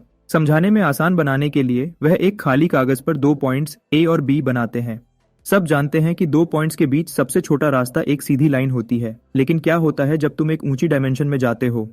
वह कागज को आधा मोड़ते हैं, ए और बी को एक साथ लाते हुए। एक आम आदमी को ए से बी तक जाने के लिए 10 सेंटीमीटर चलना पड़ता है, वह कहते हैं। लेकिन एक अवेकेंड जो डायमेंशनल लॉ को कंट्रोल करता है, वह पल भर में पहुंच सकता है। हम इस शक्ति को डायमेंशनल शिफ्ट कहते हैं। जब सुबह की क्लासेस खत्म होती हैं, मेरा सर घूम रहा होता है। सिर्फ 2 लेसन्स और दुनिया को देखने का मेरा पूरा नजरिया बदल गया है। ये सच में एक कमाल की दुनिया है। लंच फेस स्कैन से फ्री है। गोश्त भरने के बाद मैंने कैफेटेरिया वाली लेडी से कहा कि मुझे हनी वर्म जल के 2 टुकड़े काट दे। जब स्क्वर्ट सुनता है कि मैं ये चीज हर दिन खाता हूँ, उसकी आंखें हैरानी से बड़ी हो जाती हैं। क्या तुम खराब हो गए हो या कुछ और? तुम ये हर दिन कैसे खा सकते हो? वह देखता है जब मैं जेल को पानी में मिलाता हूँ। हवा में एक तेज तीखी गंध फैल जाती है। स्क्वर्ट, जो मेरे बिल्कुल सामने बैठा है, लगभग उल्टी कर देता है। आदत पड़ जाती है, मैं कहता हूँ, बिल्कुल बेपरवाह। मैं उसे हिलाता हूँ और पूरा एक ही बार में पी जाता हूँ। मेरी शांत प्रतिक्रिया सबको हैरान कर देती है। कोई नहीं मानता कि 1 साल का बच्चा यह सब संभाल सकता है, तो वह मेरी नकल करते हैं। एक घूंट और वह सब बिना किसी एक्सेप्शन के उल्टी कर देते हैं। लंच के बाद मैं डॉम वापस जाता हूँ और अपनी घड़ी की स्क्रीन चेक करता हूँ। सिटी पेपा नाम के एक कैंडिडेट ने डेली एवरेज स्कोर का लीडर बोर्ड बनाया है। 98 कैंडिडेट्स रैंक्ड हैं। आधे दिन में 5 पॉइंट्स कमाने के साथ मेरा रैंक 45वां है। टॉप स्पॉट वन पंच का है, जिसका डेली एवरेज 11.7 है। उस दोपहर एक बस सबको ट्रेनिंग हॉल ले जाती है। जैसे ही मैं खुला मैदान और सारे इक्विपमेंट देखता हूँ, मेरी आंखें चमक उठती हैं और मेरा खून तेज हो जाता है। जब मुझे पता चलता है कि ट्रेनिंग की अवधि और तीव्रता पूरी तरह मुझ पर है, मैं सीधा मार्शल आर्ट्स हॉल में अनआर्म्ड कॉम्बैट जोन की तरफ जाता हूँ। मैं अपने आसपास की फुसफुसाहट को इग्नोर करता हूँ और पूरी तरह कोच हॉक जो सिखा रहे हैं उस पर ध्यान देता हूँ। मैं खड़ा भी हो जाता हूँ, मिरर मोड एक्टिवेट करता हूँ और उसकी टेक्निक्स को तुरंत कॉपी करता हूँ। कोच हॉक ने इस सेक्शन को खत्म करके बच्चों को आगे बढ़ाने का प्लान बनाया था, लेकिन आधे रास्ते में वह बिल्कुल रुक जाते हैं। वह बड़ी हैरानी भरी आंखों से मुझे घूरते हैं। मेरी काउंटरिंग टेक्निक साफ है, रिदम स्मूथ है, साफ तौर पर पहले ही एक बिगिनर के लेवल पर है। कोच हॉक लेसन खत्म करते हैं, फिर तुरंत पूछते हैं, तुम कितने साल के हो? तुम कितने समय से संडा की ट्रेनिंग कर रहे हो? अभी 1 साल का हुआ हूँ। सांडा की ट्रेनिंग कुछ महीने से कर रहा हूँ शायद। मेरे बगल वाला एक बच्चा हैरान होकर सांस नहीं रोक पाता। मैंने 1 साल का होने से पहले संडा शुरू की थी। क्या मैं पागल हो रहा हूँ या दुनिया? मैं शर्माते हुए मुस्कुराता हूँ। हाँ, जब तुम नए पैदा हुए हो तो ज्यादा कुछ करने को नहीं होता, बस कुछ चाहिए था जो मुझे बिजी रखे। जब कोच हॉक को पता चलता है कि मैं लगभग पूरी तरह से खुद से सीखा हूँ और कुछ ही महीनों में इस लेवल तक पहुंच गया हूँ, तो वह एक नेम कार्ड निकालते हैं और मुझे देते हैं। वह मुझे अपना वचन देते हैं, चाहे तुम सिलेक्शन पास करो या नहीं। अगर तुम कभी फाइटर बनने का सोचो तो कभी भी मुझसे मिलना। ट्रेनिंग के 20 मिनट बाद ब्रेक के दौरान बाथरूम में चला जाता हूँ, लेकिन यूरिनल के सामने खड़े होकर मुझे एक दुख भरी बात पता चलती है। वह बहुत ज्यादा ऊंचा है, मैं बस उस तक पहुंच नहीं सकता। इसी बीच स्क्वर्ट बीच रास्ते में खड़ा है और अपने बगल वाले बच्चे से एक सवाल पूछता है। शर्त लगाओ, मैं यहाँ से उस स्टॉल के अंदर तक मार सकता हूँ। कोई जवाब दे उससे पहले वह अपनी जिप खोलता है। एक तेज सिसकारी, छपाक की आवाज से ऐसा लगता है कि वह सच में ड्रेन तक पहुंच गया। स्क्वर्ट अपना छोटा हाथ झटकता है जब वह कर चुका होता है। यह मेरा गिफ्ट है, पूरे जोंगजो में हराया नहीं जा सकता। क्योंकि यहाँ ज्यादातर बच्चे छोटे हैं और उनकी ताकत कम है, वह थोड़ी देर बाद ही आराम करते हैं। लेकिन मैं एक प्रोफेशनल कोच के साथ हर पल का फायदा उठाता हूँ। कोच हॉक सब्र वाले हैं, मेरी टेक्निक की गलतियां बताते हैं। मैं मौका लेता हूँ और सारे बुनियादी चीजें दोहराता हूँ। जब ट्रेनिंग खत्म होती है, मैं अपना क्लास पैनल चेक करता हूँ। सुधार की रफ्तार मुझे संतुष्ट करती है। जैसे ही अनआर्म्ड कॉम्बैट सेशंस खत्म होने लगती हैं, सब हॉल के बीच में इकट्ठे होते हैं। स्पारिंग राउंड्स आखिरकार शुरू होने वाले हैं। कई कोचेस रिंग के किनारे सुरक्षा मॉनिटर के रूप में खड़े हैं। एक बार नियम बताए जाने के बाद अलग अलग स्टाइल्स के फाइटर्स प्लेटफॉर्म पर असली तीव्रता के साथ टकराते हैं। इतने सारे अलग अलग स्टाइल्स के फाइटर्स को पहली बार लड़ते हुए देखकर मुझे लगता है कि हर नजर के साथ मैं कुछ सीख रहा हूँ। मिरर मोड एक्टिव होने के साथ जब भी मुझे कोई अच्छा मूव दिखता है, मैं उसे तुरंत सीख लेता हूँ। मिरर मोड में मेरी सीखने की रफ्तार कमाल की है। मेरा क्लास पैनल नए नंबर्स के साथ अपडेट होता रहता है। प्लेटफॉर्म पर कई राउंड्स के बाद हर स्टैंड अप बॉक्सर नीचे गिरा हुआ है। तुम सब बेकार हो, अब मैं तुम्हें दिखाता हूँ कि यह कैसे करते हैं। स्क्वाड बॉक्सिंग की पोजीशन लेता है और प्लेटफॉर्म पर कदम रखता है। रेसलर को बुलाता है। रेसलर मुस्कुराता है और हमला करता है। स्क्वाड फसला कम करता है, कमर से मुड़ता है, अपने कूल्हे आगे करता है और अपनी पीठ को घुमाता है। रेसलर को प्लेटफॉर्म से साफ उड़ा देता है। स्क्वाड अपनी छोटी कमर थपथपाता है और मुस्कुराता है। हाँ, मैं हवा में 5 मीटर तक मार सकता हूँ। क्या तुम्हें सच में लगता है कि मैं पास से लड़ने से डरता हूँ? पूरा हॉल शांत हो जाता है, मेरा मुंह हिलता है। हर कोई जो एकेडमी में आया है उसके पास कुछ खास है। मैं सोचता हूँ कि क्या मुझे स्टैंड अप स्ट्राइकिंग सीखनी चाहिए। सोचने के बाद मैं संडा के साथ रहने का फैसला करता हूँ, लेकिन मुझे कुछ रेसलिंग टेक्निक्स भी सीखनी चाहिए अपने ग्राउंड गेम को बेहतर बनाने के लिए। मैंने काफी देर तक देख लिया है, अब मेरी बारी है। यह सोचकर मैं खड़ा होता हूँ और प्लेटफॉर्म पर चलता हूँ। जैसे ही मैं ऊपर कदम रखता हूँ, खामोशी छा जाती है। कोई आगे नहीं आना चाहता। एक लंबे इंतजार के बाद उनके चेहरों के भाव पढ़कर मैं समझ जाता हूँ कि क्यों। एक पल सोचने के बाद मैं मुस्कुराता हूँ और कहता हूँ, कोई है जो मेरे साथ 3 मूव्स का बदला बदली करना चाहे? आओ देखो कि क्या मैं टिक भी पाता हूँ। इसे मुझ पर एक एहसान समझना, मैं शुक्रगुजार रहूंगा। एक रिएक्शन मिलता है। 3 मूव्स कोई बड़ी तबाही नहीं होनी चाहिए, और एक छोटे मॉन्स्टर की मदद करने का मतलब है उसके साथ कुछ कनेक्शन बनाना। बुरा डील नहीं है, मैं जाऊंगा। एक बजकट वाला लड़का खड़ा होता है। वह स्पार शुरू करने का इशारा करता है। पहले मूव में मैं हमला करता हूँ। मेरे छोटे पैर जमीन से धकेलकर आगे बढ़ते हैं और मैं तेजी से आगे बढ़ता हूँ। लेकिन सीधे टकराने की बजाय मैं उसके बगल में घूमता हूँ और अपनी बाहें उसके नीचे वाले पैर के चारों तरफ लपेट लेता हूँ। बज़ कट वाला लड़का शांत रहता है। वह अपने घुटने मोड़ता है, अपनी पोजीशन नीचे करता है और अपने सेंटर ऑफ ग्रेविटी को नीचे लाता है। पल भर में मेरे शरीर की हर मसल कस जाती है। मेरी मसल्स में ताकत आती है और मेरे ढीले ट्रेनिंग के कपड़े मेरे शरीर पर कसकर तन जाते हैं। मैं एक मासूम छोटे बच्चे से एक जवान इंसान जैसे जानवर में बदल जाता हूँ। दुगनी ताकत, 2.1 गुना एक्सप्लोजिव फोर्स। मैं बिना चेतावनी के आगे बढ़ता हूँ। मेरा सर सीधा उसकी छाती में घुसता है। एक्सप्लॉइट स्ट्राइक एक्टिवेट करता है। बज़कट वाला लड़का उस भयानक ताकत को सह नहीं पाता। वह पल भर में प्लेटफॉर्म से उछल जाता है। एक मूव, मैच खत्म। पूरी खामोशी। हॉल में हर चेहरा, बच्चे और कोचेस दोनों, हैरानी से बड़े हो जाते हैं। मैं बीस्ट मोड डीएक्टिवेट करता हूँ। मैं उसके पास जाता हूँ, बज़कट वाले लड़के को खड़ा होने में मदद करता हूँ और मुस्कुराता हूँ। स्पार के लिए शुक्रिया। एकेडमी में पहली जीत, मिशन पूरा। इस पल का मजा लेने से पहले ही एक पैनल नोटिफिकेशन आ जाती है। कोच हॉक, जब खाने का टाइम हो तो मुझे जगा देना। मेरे मुंह से यह शब्द निकलते हैं और सब कुछ अंधेरा हो जाता है। मैं सीधा नीचे गिर जाता हूँ, बेहोश होकर। जमीन पर गिरने से पहले ही शांति से खर्राटे ले रहा होता हूँ। जब मैं जागता हूँ, मैं वापस डॉर्म में हूँ। मैं अपनी घड़ी चेक करता हूँ। मेरे पोटेंशियल पॉइंट्स 9 बढ़ गए हैं। डिनर के बाद मिया सही वक्त पर अपना लैपटॉप खोलती है। पूरा परिवार वीडियो कॉल पर आता है। मार्कस का जाना पहचाना चेहरा मुश्किल से स्क्रीन पर दिखा ही था जब चप्पलों की तेज आवाज फर्श पर गूंजती है। पहले मुझे अपने छोटे भाई की याद आ रही है। मुझे उससे बात करने दो। कोको का चेहरा फ्रेम में घुस जाता है। उसकी आंखें उत्सुकता से बड़ी हैं। क्या तुम सिलेक्शन पास कर गए? क्या तुम्हें प्राइज मनी मिली? आराम करो, रिजल्ट्स कम से कम 2 या 3 महीने तक नहीं आएंगे। मैं उसे एक अनुभवी बड़े की तरह हटा देता हूँ। चीजों को जल्दी मत करो। स्कूल में खूब पढ़ाई करो, घर पर अच्छा बिहेव करो और पापा को परेशान मत करो। समझ गई? समझ गई। कोको आज्ञाकारी तरीके से सर हिलाती है, फिर धीरे से समझती है कि कुछ गड़बड़ है। उसे ऐसा क्यों लग रहा है कि उसका छोटा भाई उसे लेक्चर दे रहा है। कॉल खत्म होने के बाद मैं अपना होमवर्क करने बैठ जाता हूँ, क्योंकि प्रॉब्लम को सॉल्व करने के लिए मिडिल स्कूल फिजिक्स की जरूरत है। मैं एकेडमी से मिला टैबलेट खोलता हूँ ताकि सब कुछ ठीक लगे। मेरी उंगलियां तेजी से स्क्रॉल करती हैं, जैसे टेक्स्ट बुक के पन्ने उड़ते हैं। एक नजर में 10 लाइन इन। स्पीड स्कैन पूरी ताकत से चल रहा है। सारी एलिमेंट्री स्कूल की टेक्स्ट बुक्स 2 घंटे के अंदर खत्म हो जाती हैं। तुरंत मिडिल स्कूल फिजिक्स की टेक्स्ट बुक खोलता हूँ। जैसे ही मैं पढ़ता हूँ, मैं होमवर्क के सवाल वाले वीडियो को याद करता हूँ। एक अवेकेंड एक ग्लास में पानी को तुरंत जमा देता है, फिर बर्फ को उतनी ही तेजी से पिघलाता और भाप बनाता है। वह एक बंद कमरे में तेज हवा भी पैदा कर देते हैं। तुम इसकी क्या वजह बताओगे? सारे फिजिक्स मटेरियल को पढ़ने के बाद अपनी दिमागी ताकत 27.1 का इस्तेमाल करते हुए मैं आसानी से खास बातों को समझ जाता हूँ।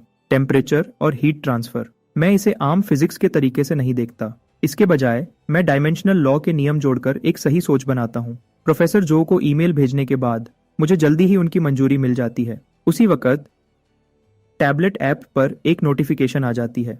पिछले टॉप स्कोरर वन पंच का एवरेज हर दिन 11.7 था। मैंने उसकी जगह ले ली है। मेरा डेली एवरेज 19 है। यह हैरान करने वाला नंबर आता है और कमेंट सेक्शन में धमाका हो जाता है। बहुत लोग इसे झूठ कहते हैं। फिर बिना किसी चेतावनी के वन पंच खुद कमेंट्स में आ जाता है। सेक्शन तुरंत शांत हो जाता है। तुम हर स्क्रीन से हैरान करने वाली खामोशी को महसूस कर सकते हो। 19 पॉइंट्स शायद असली हैं। मैं एक बार कमेंट्स देखता हूँ और कुछ नहीं कहता। कोई जवाब देने की जरूरत नहीं। मैं अपना पैनल खोलता हूँ और अगला निशाना देखता हूँ। बस 3 और स्टेट पॉइंट्स चाहिए। जैसे ही एवोल्यूशन माइलस्टोन मिल जाएगा, मुझे एक फॉर्म रिवॉर्ड और एक ट्रेट रिवॉर्ड मिलेगा, दोनों अच्छी क्वालिटी के। मैं खुश हुए बिना नहीं रह पाता। क्या होगा वह? अब जब मैंने मेडिटेशन टेक्निक को पूरी तरह सीख लिया है, मेरी दिमागी ताकत हर दिन 0.1% बढ़ती है। साइकी फॉर्म आई को अनलॉक करना अब सच में मेरी पहुंच में है। जैसे ही मैं अपनी रोज की मेडिटेशन करता रहता हूँ, मेरे सेशंस लंबे होते जाते हैं। एक हफ्ते बाद मैं हर सेशन में 14 मिनट से 17 मिनट तक पहुंच गया हूँ। भले ही मैंने अभी तक डायमेंशनल लॉ को छुआ नहीं है। मुझे एक हैरान करने वाली बात पता चलती है। एकेडमी के फोकस सीरम के बिना मैं बिल्कुल भी मेडिटेटिव स्टेट में नहीं जा सकता।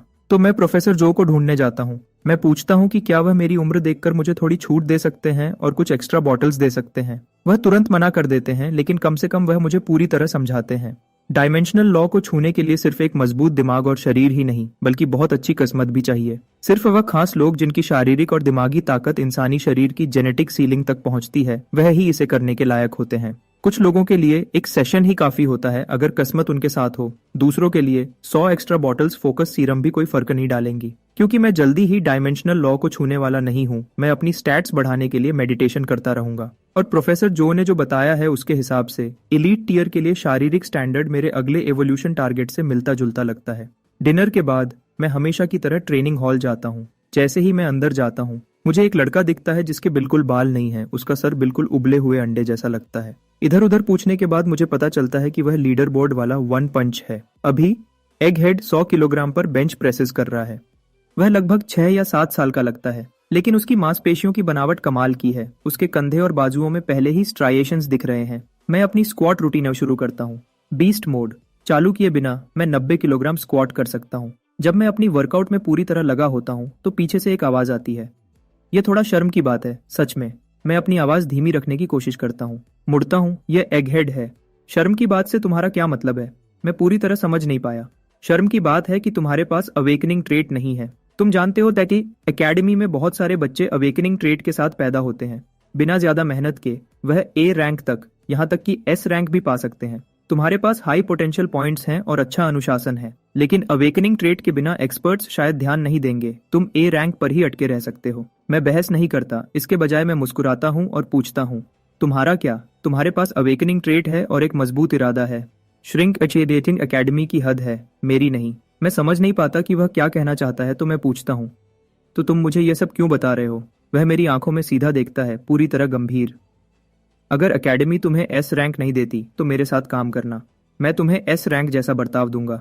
6 या 7 साल का और पहले ही चेले बना रहा है और एकेडमी से लोगों को चुरा रहा है। मैं उसे सीधे मना नहीं करता। इसके बजाय मैं खड़ा होता हूँ और बार पर प्लेट्स लगाना शुरू करता हूँ। एक के बाद एक प्लेट लगती जाती है और वजन तेजी से बढ़ता है। 90 kilogram, 110 kilogram, 130 kilogram, 150 kilogram, 80 kilogram.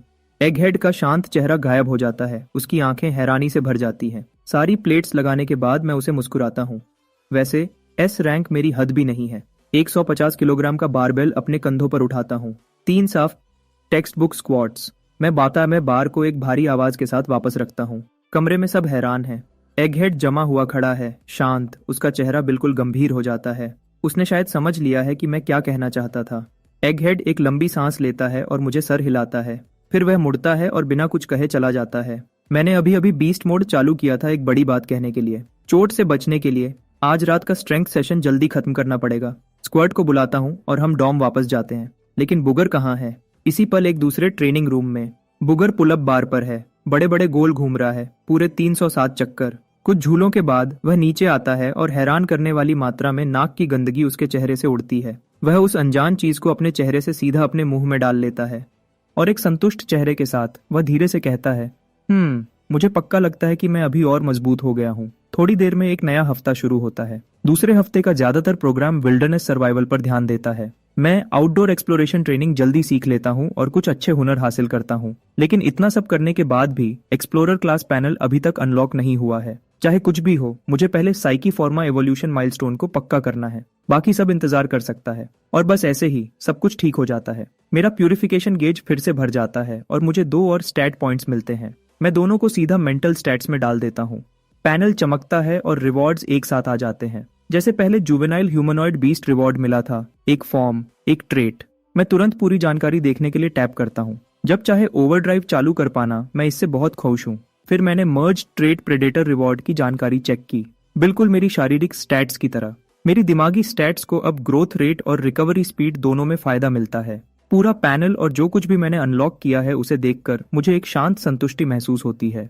उसी समय मैं सोचता हूँ, अगर मेरी शारीरिक और दिमागी दोनों स्टैट्स कभी 100 तक पहुंच जाएं, तो मैं शायद अवेकेंड बनने की तरफ बढ़ने के लायक हो जाऊंगा। एक मोटा मोटा हिसाब लगाकर मैं 3 साल का होने से पहले उस निशाने तक पहुंचने की कोशिश करूंगा, जब बच्चों को विल्डरनेस स्किल्स अच्छे से आ जाती हैं। वेल के बारे में लेसन्स भी शुरू हो जाते हैं। अगले दिन मैं एकेडमी से मिला हुआ सामान पैक करता हूँ, पंपकिन को साथ लेता हूँ और एकेडमी बस में बैठ जाता हूँ। एक ऐसे डिवाइस से गुजरने के बाद जो स्पेस और टाइम के बीच एक पोर्टल जैसा लगता है। मुझे नीला आसमान, सफेद बादल, अलग अलग साइज के 3 सूरज, तेज हवाएं और पूरी तरह से बैंगनी घास मिली। हम अब एक बड़े खुले मैदान के बीच में खड़े हैं। प्रोफेसर जो सबको बताने के लिए बोलते हैं, याद रखो तुम्हारा मिशन यहाँ 1 महीने तक जिंदा रहना है। कीमती चीजें ढूंढो और उन्हें शुरुआती जगह पर वापस लाओ। अगर तुम्हें कोई गहरी चोट लगती है या तुम्हारी जान को खतरा होता है, हम तुम्हें बाहर निकाल लेंगे, लेकिन वह मिशन की नाकामी मानी जाएगी। यहाँ से तुम अपनी मर्जी से कहीं भी जा सकते हो। टीम बनाओ, अकेले जाओ, साथ काम करो या मुकाबला करो, यह सब तुम पर है। जैसे ही वह खत्म करते हैं, बच्चे हर दिशा में बिखर जाते हैं। 30.3 की शारीरिक ताकत के साथ मेरे छोटे पैर मुझे हैरान करने वाली तेजी से ले जाते हैं। पंपकिन आगे आगे चलती है जब हम आगे के पेड़ों की तरफ बढ़ते हैं। हे रुको, मेरा इंतजार करो, चलो भी। आधे रास्ते में मुझे पीछे से एक जानी पहचानी आवाज सुनाई देती है। पिछले कुछ दिनों की विल्डरनेस ट्रेनिंग में मैं ओवरड्राइव और मिरर मोड को एक साथ यूज कर रहा हूँ। मेरी स्किल प्रोग्रेशन बहुत तेज रही है, जिससे मैं क्लास में सबसे ऊपर पहुंच गया हूँ। स्क्वर्ट दूसरी तरफ थोड़ा अनाड़ी है, उसके लिए बहुत सारे प्रैक्टिकल काम मुश्किल हैं। तो जैसे ही हम रेमनेंट में घुसे, उसने फैसला कर लिया कि वह किसी मजबूत इंसान से चिपक जाएगा। और हाँ, वह आ रहा है। उसके चेहरे पर बेशर्म मुस्कान है, पकड़ने के लिए दौड़ता हुआ। हम मुश्किल से आधा मिनट पेड़ों की तरफ दौड़ रहे होते हैं जब स्क्वर्ट अचानक हाँफता है। पंपकिन अचानक की चीख पर चौंक जाती है। मुझे भी लगता है कि कुछ गलत है और मैं घूम जाता हूँ। क्या हुआ? स्क्वर्ट अपना टैबलेट निकालता है और उस पर टैप करता है। उसका चेहरा उतर जाता है। यहाँ कोई सिग्नल नहीं है। मेरा एक रैंक्ड मैच था। हम विल्डरनेस मिशन पर हैं और तुम गेम्स के बारे में सोच रहे हो। पंपकिन भी मुड़ती है। एक इंसान और एक बिल्ली दोनों स्क्वर्ट को उसी चिड़चिड़ाहट भरी नजर से घूरते हैं। वह आखिरकार थोड़ा शर्मिंदा लगता है और चुपचाप टैबलेट को वापस अपने बैग में डाल लेता है। अचानक मैं सोचने लगता हूँ कि क्या यह टीममेट फायदे से ज्यादा नुकसान वाला है। शायद हमें अलग हो जाना चाहिए। मैं सिर्फ 1 साल का हूँ, मैं तुम्हें धीमा नहीं करना चाहूंगा। स्क्वर्ट घबरा जाता है। मुझे मत छोड़ो, मैं सच में मदद कर सकता हूँ। मैं मछली पकड़ने में बहुत अच्छा हूँ। मेरा बेटिंग मेथड सबसे अलग है। बेटिंग का क्या मतलब है? मैं नाजान होने का नाटक करते हुए पूछता हूँ। तुम पानी में कुछ बेट फैला देते हो और मछलियां तुम्हारे पास आ जाती हैं। मेरा बेट सबसे अच्छा काम करता है। इससे मेरा ध्यान जाता है। ठीक है, बताओ तुम्हारा बेट क्या है? स्क्वर्ट मुस्कुराता है। मैं बस पानी में पेशाब करता हूँ और मछलियां बिल्कुल पागल हो जाती हैं। मुझे अपने अंदर कुछ बदलता हुआ महसूस होता है। पक्का नहीं कि यह अच्छा बदलाव है। मैं एक बार फिर धीरे से कोशिश करता हूँ। देखो, मैं सिर्फ 1 साल का हूँ। मैं तुम्हें सच में पीछे करूंगा। हम बस अच्छे मैच नहीं हैं। नहीं नहीं नहीं, स्क्वर्ट जल्दी से जोड़ता है। मैं अपना स्पिरिट बीस्ट हंटिंग डॉग भी लाया हूँ, वह पक्का काम आएगा। उस पर मैंने देखा कि एक छोटा गोल्डन रिट्रीवर थोड़ी दूरी से हमारे पीछे आ रहा है। जबान बाहर निकली हुई, हाँफते हुए चल रहा है। यह एक वाटर हंटिंग डॉग है, पानी में बहुत तेज। और मेरे भाई ने कहा था कि रेमनेंट एकेडमी सेटअप में खतरे का लेवल बहुत कम है। लड़ाई के बारे में ज्यादा चिंता करने की जरूरत नहीं। तुम्हारा भाई यहाँ आया है? वह पिछले साल आया था। उसे ए रैंक भी मिला था। मैं सर हिलाता हूँ, यह देखते हुए कि स्क्वर्ट के पास इस जगह के बारे में काम की जानकारी है। मैं आखिरकार उसे साथ आने की इजाजत देता हूँ। यह बात पक्की होने के बाद हम दोनों साथ में जंगल की तरफ बढ़ते हैं। हम मुश्किल से पेड़ों के अंदर घुसे होते हैं जब आगे पंपकिन एक तेज चीख मारती है। एक चेतावनी। एक छोटा जंगली सुअर, बैंगनी ग्रे रंग का, झाड़ियों से बाहर निकलता है, नजर देखता है और भाग जाता है। स्क्वर्ट तुरंत चिल्लाता है, वह सुअर खतरनाक है, हमें उसे पकड़ना होगा। स्क्वर्ट और गोल्डन रिट्रीवर हमारे बगल को कवर करते हैं, कहीं और सुअर छुपे ना हो। फिर मैं अपनी चाकू निकालता हूँ और पंपकिन के पीछे भागता हूँ। कुछ वार और सुअर गिर जाता है। स्क्वर्ट गिरे हुए सुअर को देखता है और चैन की सांस लेता है। मेरे भाई ने मुझे इन चीजों के बारे में चेताया था। बहुत चालाक होते हैं, छुपकर हमला करना पसंद करते हैं। वह तब तक इंतजार करते हैं जब तक तुम नीचे लेटे हुए सो ना जाओ। अगर तुम्हारे पैर सोते वक्त अलग हों तो वह सीधा उनके बीच से हमला करता है। मैं मुंह बनाए बिना नहीं रह पाता। यह सुनते ही मैं खुद ब खुद तन जाता हूँ। तुम्हारी बहन, रुको, तुम्हारा भाई, वह अब ठीक है ना? हाँ ठीक है शायद। वह पहले मुझसे निशानेबाजी में मुकाबला करता था, अब नहीं करता। इन चीजों से निपटने के लिए कोई टिप्स? बस याद रखना कि सोते वक्त अपने पैर साथ रखना। स्क्वर्ट और मैं नदी के पास एक ढलान पर जगह ढूंढते हैं, पीठ एक बड़े पेड़ की तरफ करके। हम एक शेल्टर बनाना शुरू करते हैं। साथ मिलकर हम एक आम लकड़ी का ढांचा खड़ा करते हैं। यह थोड़ा हवादार है, लेकिन एक रात के लिए काफी है। मैं अपने चाकू से सुअर पर काम शुरू करता हूँ। उसकी खाल उतारता हूँ, खून निकालता हूँ और उसे काटता हूँ। मैं बर्तन लगाता हूँ, उसे उबालता हूँ और थोड़ा नमक डालता हूँ। थोड़ी देर में गोश्त का पूरा बर्तन शोरबा समेत हम दोनों के पेट में चला जाता है। गोल्डन रिट्रीवर को भी एक अच्छा टुकड़ा मिलता है। पंपकिन कुछ छोटे जीव पकड़ती है जो खेत के चूहे जैसे लगते हैं और अपना इंतजाम करती है। हम बचा हुआ गोश्त एक पेड़ पर ऊंचा बांध देते हैं ताकि वह सूख जाए। वह मुझे 2 या 3 दिन तक चलेगा, कोई शक नहीं। जैसे ही आसमान अंधेरा होता है, हम आग के पास शेल्टर के दरवाजे के पास लेट जाते हैं। हम बारी बारी से पंपकिन और गोल्डन रिट्रीवर को पहरे पर रखते हैं। स्क्वर्ट और मैं दोनों थोड़ी देर में सो जाते हैं। रात के बीच में मेरा चेहरा खुजलाने लगता है। मैं अपनी आंखें खोलता हूँ और देखता हूँ कि पंपकिन मेरा चेहरा चाट रही है। मैं तुरंत समझ जाता हूँ कोई हमारा गोश्त चुरा रहा है। गोल्डन रिट्रीवर ने भी देख लिया है। वह स्क्वर्ट को जगाने के लिए दौड़ता है। मैं खामोशी का इशारा करता हूँ, मैं खामोशी का इशारा करता हूँ, मैं खामोशी का इशारा करता हूँ। धीरे से स्क्वर्ट को जगाता हूँ और उसे सब बताता हूँ। हम चारों, 2 बच्चे, एक बिल्ली, एक कुत्ता, चुपचाप शेल्टर से बाहर निकलते हैं। हम उस पेड़ की तरफ बढ़ते हैं जहाँ गोश्त लटका हुआ है। मुझे बस कुछ दिखता है जो पेड़ पर चढ़ रहा है, पहले ही गोश्त के पास। स्क्वर्ट एक पत्थर पकड़ता है फेंकने के लिए। मुझे कुछ ठीक नहीं लग रहा। मैं उसे रोकता हूँ। मैं अपनी फ्लैशलाइट जलाता हूँ और उसे पेड़ पर ऊपर करता हूँ। एक छोटी लड़की वहाँ ऊपर है। वह डाली से बिल्कुल चिपकी हुई है, बिना कोई आवाज किए। फ्लैशलाइट की रोशनी उस पर पड़ती है। वह अकड़ जाती है, फिर धीरे से नीचे देखती है। वह अजीब और अदब भरी मुस्कान देती है। कहती है, तुमने मुझे पकड़ लिया। शेल्टर के दरवाजे के बाहर स्क्वर्ट उस लड़की को घूरता है जिसने अभी हमारा गोश्त चुराने की कोशिश की थी। उसने पहले भागने की कोशिश की थी। स्क्वर्ट उसे पकड़ने की कोशिश में गिर गया था, लेकिन आखिर में उसे पकड़ लिया। बोलना शुरू करो, तुम हमारा गोश्त क्यों चुरा रही थी? लड़की मुस्कुराती रहती है। स्क्वर्ट का गुस्सा बढ़ता है, क्योंकि मेरे पास खाने को कुछ नहीं था। वह शर्मिंदा होकर अपना सर झुका लेती है। उसकी सीधी बात सुनकर स्क्वर्ट उसे चुपचाप देखता रह जाता है। आग की रोशनी में मैं उसे साफ देखता हूँ और पहचान जाता हूँ। यह मौत है और वह कमजोर नहीं है। उसका हर दिन का एवरेज स्कोर हमेशा टॉप 5 में रहता है। तुम्हारी आज रात की हरकत ने हमारी नींद खराब की और हमारी फ्लैशलाइट की बैटरी भी खर्च की। मैं शांति से नुकसान बताता हूँ। मौत सर हिलाती है और अपने दोनों हाथ आगे करती है, हथेलियां ऊपर। वह अपनी आंखें बंद करती है, कहती है, मारो मुझे। हम तुम्हें क्यों मारेंगे? स्क्वर्ट थककर कहता है, जब तुम चोरी करते हो और पकड़े जाते हो तो मार पड़ती है। क्या सबको ये नहीं पता? हम तुम्हें मारेंगे नहीं, लेकिन तुम पर हमारे नुकसान का कर्ज है। अगर तुम्हें कोई कीमती चीज मिली है तो वह चलेगी, अगर नहीं तो वह घास का बना हुआ जो तुमने पहना है वह दे दो। मौत अपनी घास की बुनी हुई चीज को थोड़ा और कसकर पकड़ लेती है, लेकिन उसके पास सच में कोई कीमती चीज नहीं है। क्या जानकारी पेमेंट में चलेगी? मैं सर हिलाता हूँ। सुनो, मौत अपना दिन बताना शुरू करती है। जब सब अलग हो गए थे, वह अकेली घने जंगल में चली गई और अंदर जाने के बाद उसे घने जंगल में एक गुफा मिली। लेकिन जैसे ही वह अंदर गई, उस पर रेजर क्लॉज के झुंड ने हमला कर दिया। उनके दांत और पंजे बहुत तेज थे, वह बहुत जोर से मारते हैं। उसका सारा सामान खो गया और वह घाटी से भाग गई। जगह से अनजान होने की वजह से वह लगभग पकड़ी गई थी। मुश्किल वक्त में एक बहुत बड़ा आदमी, लगभग 2 मीटर लंबा, घाटी की गहराइयों में थोड़ी देर के लिए दिखा और फिर गायब हो गया। उसके साथ एक गहरी, गरजने वाली आवाज भी आई। रेजर क्लॉज ने वह आवाज सुनी और उसका पीछा करना छोड़ दिया। दुम दबाकर भाग गए। घाटी से बाहर निकलने के बाद उसके पास शिकार करने की कोई ताकत नहीं बची थी। तभी उसने पेड़ पर लटका हुआ सुअर का गोश्त देखा तो उसने रात होने का इंतजार किया और अपना काम किया। मौत की बात सुनने के बाद और स्क्वर्ट ने जो खतरे के लेवल के बारे में बताया था, उसे मिलाकर मुझे लगता है कि थोड़ा और उसके बारे में बताना अच्छा होगा। वह 2 मीटर लंबा आदमी शायद कोई मामूली चीज नहीं है। जैसे ही मैं सोच रहा था कि मौत की कहानी कैसे चेक करूं, स्क्वर्ट बिल्कुल सीधे मुंह से कहता है, मुझे पता है कि वह झूठ बोल रही है या नहीं। वह मौत के पास जाता है। पूरी कहानी फिर से सुनाओ, लेकिन उल्टा। जब तुमने गोश्त चुराया वहां से शुरू करो और शुरुआत तक जाओ। मौत हैरान दिखती है, लेकिन बात मानती है। सब कुछ उल्टे ऑर्डर में बताती है। जब वह खत्म करती है, स्क्वर्ट मुझे एक तरफ खींचता है और धीरे से कहता है, वह सच बोल रही है। लोग सिर्फ उसी ऑर्डर में झूठ बोल सकते हैं जिस ऑर्डर में चीजें हुई हैं। उल्टा जाने पर झूठा हमेशा पकड़ा जाता है। ये तुमने कहाँ से सीखा? मेरे पापा ने सिखाया था। एक बार वह काम से वापस आए और मैंने उन्हें बताया कि मैं पूरा टाइम पढ़ाई कर रहा था। उन्होंने मुझे सब कुछ उल्टा बताने को कहा। मैं आगे झुकता हूँ। और फिर क्या हुआ? स्क्वर्ट की मुस्कान रुक जाती है। फिर उन्होंने मुझे मारा। मौत के पास वापस जाते हैं। तुम जा सकती हो।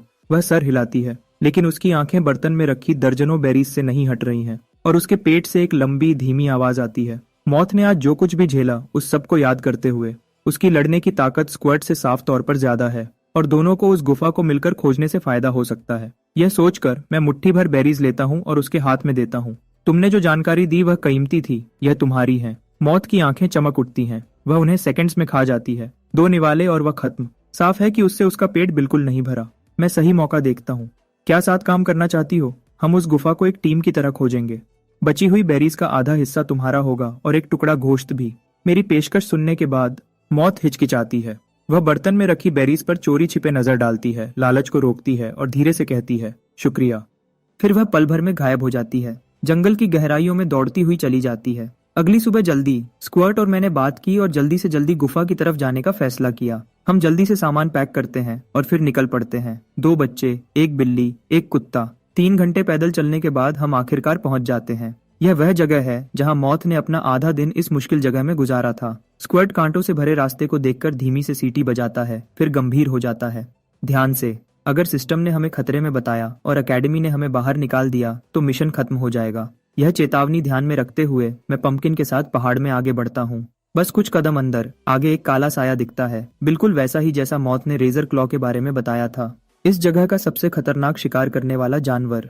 रेजर क्लॉ मुझ पर नजर जमाता है। उसकी नजर जानलेवा हो जाती है और वह एक धीमी गरज निकालता है जो सिर्फ एक जंगली जानवर ही निकाल सकता है। मैं स्क्वर्ट को पीछे रहने का इशारा करता हूँ और अपनी चाकू लेकर हमला करता हूँ। रेजर क्लॉ ने साफ तौर पर इतने छोटे से किसी को पहले हमला करते हुए नहीं सोचा था। वह गरजता है और अपने दांत दिखाकर हमला करता है। सच कहूं तो एक जंगली जानवर से लड़ना रिंग में लड़ने से बिल्कुल अलग होता है। मानसिक दबाव एक अलग ही लेवल पर होता है। मैं खुद को संभालता हूँ और पंपकिन के साथ मिलकर काम करता हूँ। रेजर क्लॉ के चारों तरफ घूमता हूँ और उसकी ताकत को समझता हूँ। पंपकिन उछलता है और तेजी से घूमता है। रेजर क्लॉ का ध्यान अपनी तरफ खींचता है। 2 मिनट बाद मुझे आखिरकार अपना मौका मिल जाता है। मैं पल भर में बीस्ट मोड एक्टिवेट करता हूँ, फासला कम करता हूँ और अपनी चाकू रेजर क्लॉ के पेट में जोर से घुसा देता हूँ। एक तेज सिसकारी निकलती है। जैसे ही ब्लेड उसकी रक्षा को तोड़ती है, एक्सप्लॉइट स्ट्राइक का डैमेज बोनस एक्टिवेट हो जाता है। रेजर क्लॉ एक चीख निकालता है और धीरे से जमीन पर गिर जाता है। पहला शिकार। सब खुश हैं। हम थोड़ी देर आराम करते हैं और आगे बढ़ते हैं, मौत के बताए हुए के हिसाब से। आधे घंटे बाद हमें छिपी हुई गुफा मिलती है जो एक नीचे जगह के कोने में छिपी हुई है, लेकिन वह नजारा हमें रोक देता है। 30 से ज्यादा रेजर क्लॉज एक साथ इकट्ठे हैं, सब एक ही जगह पर चीख रहे हैं। यह देखकर स्क्वर्ट के घुटने कांप जाते हैं। चलो पीछे हट जाते हैं, अगर उन्होंने हमें देख लिया तो हम खत्म। मैं सर हिलाता हूँ और धीरे से पीछे हटना शुरू करता हूँ। तभी गुफा के अंदर से नीली रोशनी चमकती है। उसके बाद एक भारी ताल में चलने की आवाज आती है, जैसे कोई बहुत बड़ा जानवर चल रहा हो। रेजर क्लॉज एक साथ पीछे हट जाते हैं। मैं चुप हो जाता हूँ और घूरता हूँ। मैं आखिरकार उस बड़े आदमी को साफ देख पाता हूँ जिसका मौत ने जिक्र किया था। एक जंग लगा हुआ मेटल का रोबोट अपनी मैकेनिकल बाहें घुमाता है। रेजर क्लॉज को पीछे धकेल रहा है जो गुफा में घुसने की कोशिश कर रहे हैं। उसी वक्त वह ऐसी आवाजें निकालता है जो मैं समझ नहीं पाता। हम ट्रांसलेटर चलाते हैं। वही लाइन बार बार दोहराई जाती है, सीरी गार्डियन आपकी सेवा में। कई बार हमला करने में नाकाम होने के बाद रेजर क्लॉज समझ जाते हैं कि वह अंदर नहीं घुस सकते और धीरे से पीछे हट जाते हैं। गार्डियन बॉट पीछा नहीं करता। भारी कदमों की आवाज फिर आती है और बॉट गुफा की गहराइयों में वापस गायब हो जाता है। क्या प्लान है? स्क्वर्ट पूछता है जब हम सुरक्षित जगह पर वापस आ जाते हैं। हम अंदर जाएंगे, कोई शक्कर नहीं, लेकिन हम समझदारी से करेंगे। हम खोजने वाले हैं, सुइसाइड स्क्वाड नहीं, क्योंकि इतने सारे रेजर क्लॉज हैं कि उनसे सीधे लड़ना मुश्किल है। हम जाल लगाने और उन्हें एक एक करके खत्म करने का फैसला करते हैं। लगता है हमें कुछ और लोगों की मदद लेनी पड़ेगी। तो स्क्वर्ट और मैं घाटी के बाहर काम करते हैं, जाल बनाने का सामान इकट्ठा करते हैं और साथ ही मदद करने वाले लोगों को भी देखते रहते हैं। थोड़ी देर बाद हमें पास में लड़ने की आवाजें सुनाई देती हैं। मैं अपनी नाक की गंदगी को मछली और खरगोश पकड़ने के लिए इस्तेमाल कर सकता हूँ। तुम क्या कर सकते हो? मैं बास्केटबॉल खेलता हूँ और मैं गाना, डांस और रैप कर सकता हूँ। मैंने आवाजें तुरंत पहचान ली और हंसने लगा। लगता है हमारी मदद आ गई। जो प्लान हमने बनाया था उस पर चलते हुए सब कुछ ठीक चलता है। हमने 5 या 6 दिन घाटी में 40 से ज्यादा रेजर क्लॉज को खत्म करने में लगाए। अब बस कुछ ही बचे हैं। तब उन्हें आखिरकार खतरा महसूस होता है और वह सब घाटी से तेजी से बाहर निकलते हैं। गुफा के रास्ते को रोकने वाले रेजर क्लॉज का काम खत्म होने के बाद हम चारों धीरे से गुफा के पास जाते हैं। तब फिर से भारी कदमों की आवाज आती है। जंग लगा हुआ गार्डियन बॉट एक बार फिर बाहर आता है और फिर से उसी गर्म आवाज में, सीरी गार्डियन आपकी सेवा में। ऐसी चीज के खिलाफ जो अकेले रेजर क्लॉज के पूरे झुंड को रोक सकती है, हम जल्दी नहीं करते। मैं बॉट को ध्यान से देखता हूँ और प्रोफेसर जो की कही हुई एक बात याद आती है, जब तुम किसी नई सभ्यता से मिलो तो जल्दी से दुश्मनी मत दिखाओ, पहले बातचीत करो। बॉट अभी भी अपनी वही लाइन दोहरा रहा है, तो मैं ट्रांसलेटर का इस्तेमाल करता हूँ, बॉट के बोलने के तरीके की नकल करता हूँ और जवाब देता हूँ, गेते मुझे सेवा चाहिए। बॉट रुक जाता है, उसकी नजर मुझ पर टिक जाती है। बच्चा मिला। फिर उसकी मैकेनिकल बाहें हिलने लगती हैं। पल भर में बाहें ऊपर उठती हैं जैसे हमें भगाने के लिए। फिर वह आगे बढ़ता है जैसे बॉट मुझे उठाने वाला हो। कुछ मिनट तक इस आगे पीछे के बाद एक छोटी सी बिजली की आवाज आती है और बॉट की आंखों में नीली रोशनी बुझ जाती है। वह बिल्कुल अकड़ा हुआ अपनी जगह पर जम जाता है। तो यहाँ सबकर ये है, कभी हिचकिचाओ मत, कभी रुको मत, वरना तुम सच में खुद को खत्म कर लोगे। खैर, मैं ध्यान से आगे बढ़ता हूँ। बॉट बिल्कुल भी रिएक्ट नहीं करता। स्क्वर्ट खलुश हो जाता है और उसके बगल से अंदर घुस जाता है। हम अपनी फ्लैशलाइट्स जलाते हैं। गुफा सीधी है, कोई शाखाएं नहीं, एक सिरे से दूसरे सिरे तक दिखती है। 2 बड़े खुले मेटल के दरवाजों के आगे एक छोटा सा अलग थलग रहने का बेस है। सबसे आखिरी में 2 शरीर, एक आदमी और एक औरत, एक दूसरे से टिके हुए हैं। मैं अपनी बात वापस लेता हूँ, वह इंसान जैसे हैं। मैं हमेशा सोचता था कि एलियन सभ्यताएं अजीब और एलियन दिखेंगी, लेकिन एक डिवाइस से जो कैमरा जैसा दिखता है, हमें पता चला कि वह 2 अवेकेंट थे जिनमें उड़ने की शक्ति थी। इस दुनिया की खूबसूरती से खिंचकर उन्होंने यहाँ रहने का फैसला किया था। लेकिन एक दिन बिना किसी चेतावनी के आसमान में अनगिनत छोटे काले बादल दिखे। बादलों ने तबाह करने वाली एनर्जी की किरणें छोड़ी, पूरी दुनिया को तबाह कर दिया। आदमी और औरत मदद करने के लिए बाहर दौड़े, लेकिन अवेकेंट होने के बावजूद भी वह काले बादलों के खिलाफ कुछ नहीं कर पाए। बुरी तरह घायल होकर उनके पास बेस में वापस जाने के अलावा कोई रास्ता नहीं था। एक अवेकेंट को ठीक करने वाली कोई दवा नहीं थी और सिर्फ एक गार्डियन बॉट था जो मामूली सुरक्षा और देखभाल करता था। उन्होंने शांति से अपनी मौत को गले लगाया। जब रिकॉर्डिंग खत्म होती है, सब लोग साफ तौर पर घबरा जाते हैं। फिर अचानक दरवाजे पर एक आदमी दिखता है। बधाई हो, सिर्फ 8 दिन में तुमने इस पूरी जगह की सबसे कीमती सभ्यता की चीज ढूंढ ली है।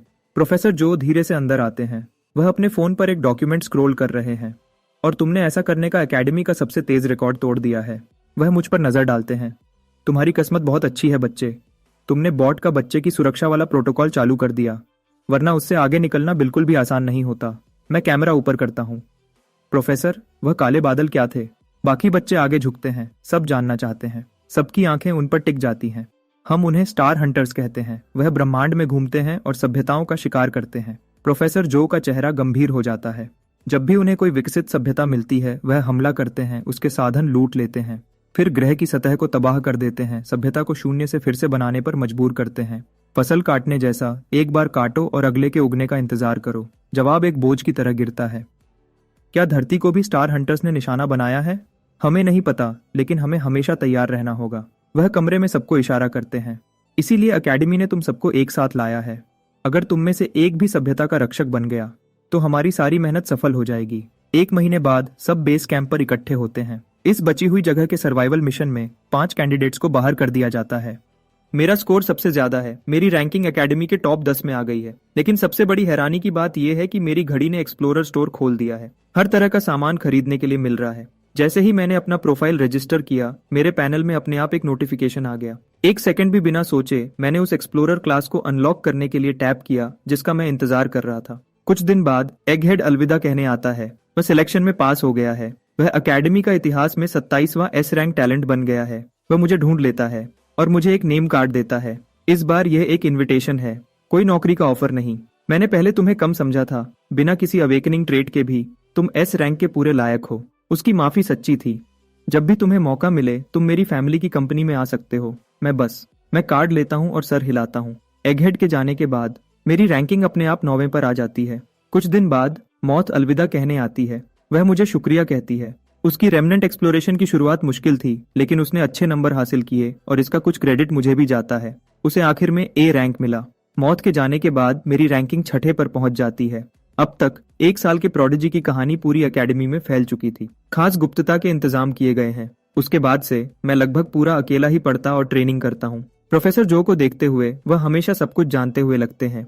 एक दिन मैंने अंदाजा लगाया और पूछा, क्या आप एक अवेकेंड प्रोफेसर हैं? वह अपनी वुल्फबेरी ड्रिंक का घूंट लेते हैं और मुस्कुराते हैं। तुम्हें क्या लगता है? और मैं सोचता हूँ कि क्या मैं अंदाजा लगाऊंगा। मैं मुड़ता हूँ और चला जाता हूँ। चेकमेट। वह बस मुझे देखता रह जाता है। आधे महीने बाद दुन्नो की बारी थी एकेडमी छोड़ने की। वह उदास दिख रहा था। उसे सिर्फ C+ रेटिंग मिली थी। लेकिन दुन्नो दुखी नहीं था, बल्कि वह आगे की तरफ उत्साह से देख रहा था। मैं अच्छा दिखता हूँ, मैं गाना गा सकता हूँ और डांस कर सकता हूँ, और मैं बॉल भी खेल सकता हूँ। मैं एक ट्रेनी के रूप में डेब्यू कर सकता हूँ। कौन जानता है, शायद मैं बड़ा बन जाऊं। 1 हफ्ते बाद स्क्वर्ट और बुगर को उनकी रेटिंग्स मिलती हैं। स्क्वर्ट को B+ मिलता है, बुगर को B मिलता है। दोनों जीनियस स्टैंडर्ड को पूरा करते हैं और पूरे फायदे के पैकेज के लिए क्वालिफाई करते हैं। वह तुरंत जल्दी जाने के लिए अप्लाई करते हैं ताकि अपनी फैमिलीज के साथ सेलिब्रेट कर सकें। उनके जाने से पहले हम तीनों एकेडमी की कैफेटेरिया में साथ में खाना खाते हैं। दोनों के लिए स्क्वर्ट और बुगर गंभीर चेहरों के साथ अपनी सोडा कैंस उठाते हैं, अपने बगल की खाली सीट को देखते हुए, जैसे दोनों पहले ही एक हीरो की मौत मर चुका हो। फिर बुगर मेरी तरफ मुड़ता है। तुम बोर्ड पर नंबर 1 हो, या तो S रैंक या A+ होना ही चाहिए। हाँ, अगर तुम्हें SES रैंक नहीं मिलता तो इस एकेडमी को चलाने वाले लोग पूरे बेकार हैं। सिलेक्शन पास करने के बाद से बुगर अपनी बातों में काफी हिम्मत वाला हो गया है, और सच कहूं तो मुझे लगता है कुछ सालों में मैं शायद तुम्हारे पीछे चल रहा होऊंगा। वह मुझे अपने कॉन्टैक्ट डिटेल्स और घर के एड्रेस देते हैं। कहते हैं जब भी मैं चाहूं उनसे मिलने आ सकता हूं। इसी बीच एकेडमी के कॉन्फ्रेंस रूम में इवैल्यूएटर्स का एक ग्रुप गर्मा गर्म बहस कर रहा है। 15 सालों में एक भी S रैंक कैंडिडेट ऐसा नहीं रहा जिसके पास अवेकनिंग ट्रेट न हो, एक कंजर्वेटिव इवैल्यूएटर कहता है। मैं मानता हूं कि काय की क्षमता खास है, लेकिन अवेकनिंग ट्रेट के बिना उसके फ्यूचर को लेकर बहुत ज्यादा अनिश्चितता है। मुझे लगता है वह कुछ सालों में इलीट लेवल तक पहुंच सकता है, लेकिन वह वहां जिंदगी भर अटका भी रह सकता है। कुछ और कंजर्वेटिव इवैल्यूएटर्स सहमत होते हुए सर हिलाते हैं। तभी दरवाजे से एक आवाज आती है, तुम में से कोई क्या जानता है? इवैल्यूएटर्स घूम जाते हैं। एक सफेद बालों वाला बुजुर्ग अंदर आता है, हाथ में वुल्फबेरी टी का ग्लास लिए। कमरे में सब एक साथ खड़े हो जाते हैं। डायरेक्टर। बस। बुजुर्ग सबसे आगे वाली सीट पर बैठ जाते हैं और अपनी नजर से पूरे कमरे को देखते हैं। मैं जानता हूं तुम्हारे दिमाग में क्या चल रहा है। शुरू के सालों में हम बहुत उम्मीद में थे। जब हम S रैंक टैलेंट्स को रेटिंग देते थे, उनमें से ज्यादातर ने हमें निराश किया, तो तुम सब सावधान हो गए, जिम्मेदारी से डर गए। मैं समझता हूँ, लेकिन बुजुर्ग का लहजा तेज हो जाता है। क्या यहाँ किसी को ये ख्याल आया है कि तुम में से कुछ लोग उन S रैंक स्लॉट्स को अवेकेंट फैमिलीज के लिए फेवर के तौर पर बचा रहे हो और आम परिवारों के कैंडिडेट्स पर जानबूझकर सख्ती कर रहे हो? कंजर्वेटिव इवैल्यूएटर्स का चेहरा पीला पड़ जाता है। सब जोर देते हैं कि वह ऐसा कभी नहीं करेंगे। बुजुर्ग सर हिलाते हैं। अच्छा, तो वापस रेटिंग पर आते हैं। एस रैंक का स्टैंडर्ड सिर्फ आम अवेकेंड बनाना नहीं है। हमें सबसे बेहतरीन वेल एक्सप्लोरर्स चाहिए, सभ्यता के आखिरी रखवाले। यह क्षमता मैंने 1 साल के बच्चे में देखी है। तुम्हें लगता है उसमें नामंजूर खतरा है? मैं 10 गुना ज्यादा खतरा उठाना पसंद करूंगा इस एक मौके को छोड़ने के बजाय। एक स्टाफ मेंबर वोट शुरू करने का इशारा करता है। कैंडिडेट काई को प्रोजेक्ट एपेक्स के नियम के तहत जांचा गया है। प्रस्तावित रेटिंग एस रैंक। कौन कौन सहमत है? बुजुर्ग का हाथ सबसे पहले ऊपर जाता है। टेबल के दूसरे छोर पर बैठी डॉक्टर वेंडी भी अपना हाथ उठाती है। जब सीनियर लीडर खतरा उठाने को तैयार थे, ज्यादातर इवैल्यूएटर्स उनका पीछा करते हैं और अपने हाथ उठाते हैं।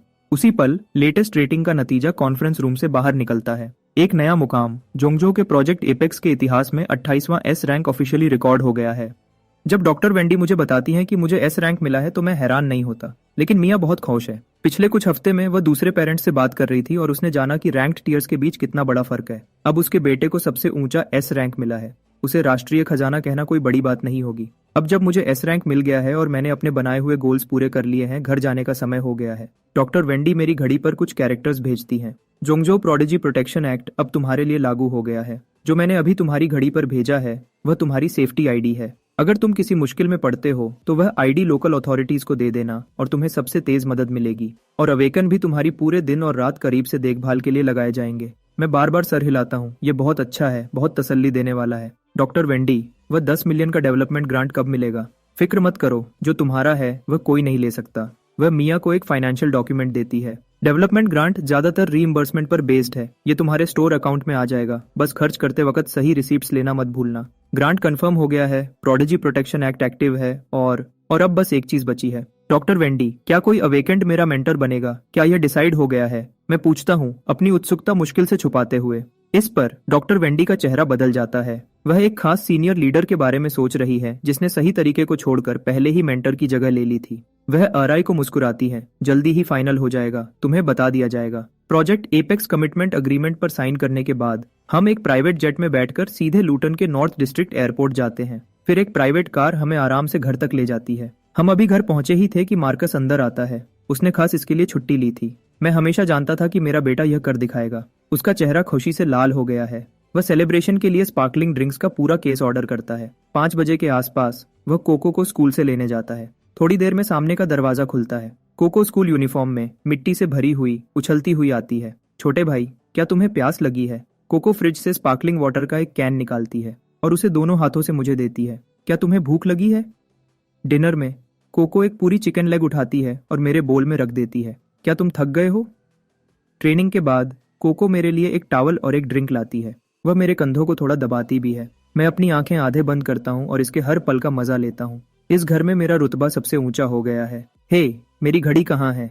1 या 2 मिनट की मसाज के बाद कोको का सब्र खत्म हो जाता है। उसका असली मकसद आखिरकार सामने आता है। इससे पहले कि वह अपने असली डरावने रूप में बदल जाए, मैं एक्सप्लोरर स्टोर ऐप खोलता हूँ और उसे शिपिंग स्टेटस दिखाता हूँ। कोको स्क्रीन को घूरती है, उसकी आंखें चमक उठती हैं। एक्सप्लोरर सीरीज, वह लिटिल प्रोडिजी का सबसे महंगा मॉडल है और ये लिमिटेड एडिशन है। पैकेज आने से पहले 2 दिन तक कोको की मेरे प्रति भक्ति की कोई सीमा नहीं थी। मैं भी मुश्किल से अपनी हंसी रोक पाता हूँ। इस लड़की ने अपने माँ बाप को भी इतनी इज्जत कभी नहीं दी। जैसे ही घड़ी आती है, भाई बहन की वफादारी का कार्ड एक्सपायर हो जाता है। लेकिन जब मैं अनाउंस करता हूँ कि घर के लिए फ्यूचर में जितना भी मीट खरीदा जाएगा उसका पैसा मेरे अकाउंट से मिलेगा, मैं कोको को फिर से अपनी मुट्ठी में कर लेता हूँ। मेरी एस रैंक रेटिंग की खबर सिर्फ ऊपर के कुछ खास लोगों में ही फैली है। लूटन की सिटी गवर्नमेंट का मुख्य ऑफिशियल चुपचाप हमारे घर आता है। जब ऑफिशियल पूछता है कि हमें क्या चाहिए, मैं सीधे बोलता हूँ, मैं चाहता हूँ कि मेरी फैमिली सुरक्षित रहे।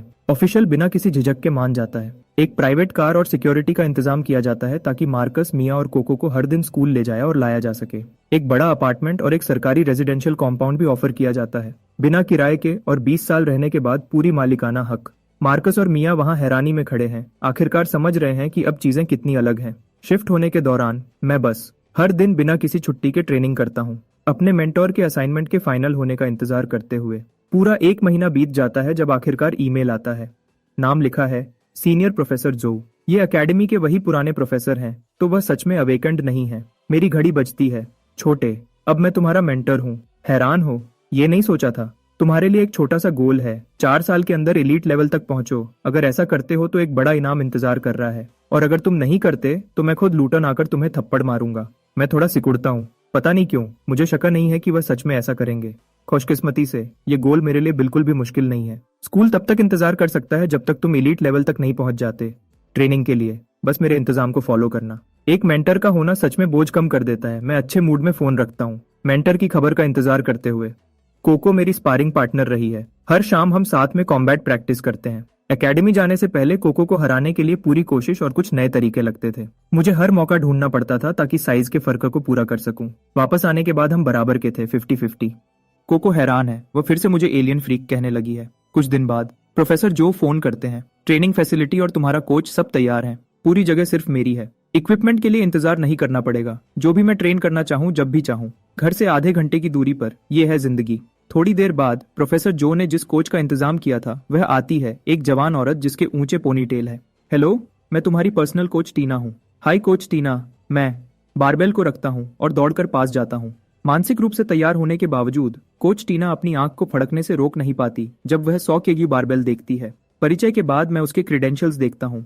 कोई ऐतराज नहीं। हम आगे के लिए ट्रेनिंग प्लान फाइनल करते हैं। मैं उसके बारे में हर चीज से संतुष्ट हूँ। फिर मैं सवाल पूछता हूँ, कोच टीना, 1 साल की तुम्हारी फीस क्या है? वह मुस्कुराती है। ज्यादा नहीं है, इसे एक एहसान समझो। मैंने तुम्हें दोस्तों और फैमिली वाला रेट दिया है, 2 मिलियन साल का। बहुत अच्छा, बहुत अच्छा, बहुत अच्छा। मैं बार बार सर हिलाता हूँ। ये पहली बार है जब मैंने सच में दोस्ती की कीमत समझी है। जब मैं सब जोड़ता हूँ, ट्रेनिंग फैसिलिटी, पर्सनल कोच, मैं पहले ही $8 मिलियन के कर्ज में हूँ। बदकिस्मती से इस पर कम ब्याज है और 18 साल का होने तक इसकी चुकौती नहीं करनी है। कम से कम यह कंट्रोल से बाहर नहीं जाएगा। इतने कर्ज के साथ मैं खुद को एक बिल्कुल न रुकने वाली ट्रेनिंग रूटीन में झोंक देता हूँ। मैं कसम खाता हूँ कि हर पैसा वापस कमाऊंगा। कोच टीना पूरी तरह प्रोफेशनल है। जो भी मैं करना चाहता हूँ वह सिखाती है। उस पल से मेरी सभी स्किल्स के एक्सपीरियंस पॉइंट्स तेजी से बढ़ने लगते हैं। समय तेजी से गुजरता है। मिरर मोड और ओवरड्राइव दोनों डबल बूस्ट के रूप में एक्टिव हैं। मैं हर दिन तेजी से तरक्की करता हूँ। जब बसंत आता है, वह मौसम जब हर साल संक्रामक बीमारियां फैलने लगती हैं। मुझे पिछली बसंत याद है, एक गंभीर महामारी फैल गई थी। मिया घर पर फंसी हुई थी, अपने स्टूडेंट्स के लिए ऑनलाइन क्लासेस चला रही थी। लेकिन मुझे हमेशा लगता था कि यह अवेकेंट से जुड़ा हो सकता है। तो मैं प्रोफेसर जो को मोटा मोटा बताता हूँ और पूछता हूँ कि क्या अवेकेंट से जुड़ी घटनाओं की जानकारी तक पहुँचने का कोई तरीका है। प्रोफेसर जो मुझे एक रेफरल कोड भेजते हैं, फिर मेरी घड़ी पर एक ऐप भेजते हैं। लेकिन वह एक बात साफ करते हैं, मुझे खुद जांच नहीं करनी है। मैं सिर्फ डेटाबेस आर्काइव्स देख सकता हूँ। मैं ऐप इंस्टॉल करता हूँ और उसे खोलता हूँ। मैं कीवर्ड्स टाइप करता हूँ, ग्रीन फ्लाई। डेटाबेस तुरंत कई केसेस दिखाता है। वह सच में अवेकेंट लेवल की शक्तियों से जुड़े हैं। जैसे ही मैं ध्यान से पढ़ता हूँ, मेरा चेहरा गंभीर हो जाता है। हर एक केस में बड़े पैमाने पर मौत की महामारी शामिल है। मिडीवल यूरोप की ब्लैक डेथ से लेकर 1918 की स्पेनिश फ्लू तक, इन सभी बदनाम महामारियों में ग्रीन फ्लाई के निशान मिलते हैं। ओवरसीज में अवेकेंड ऑपरेटिव्स की लंबी जांच के बाद यह रास्ता एक पौराणिक जीव की तरफ जाता है, बेएल्ज़ेबब, लॉर्ड ऑफ द फ्लाइज।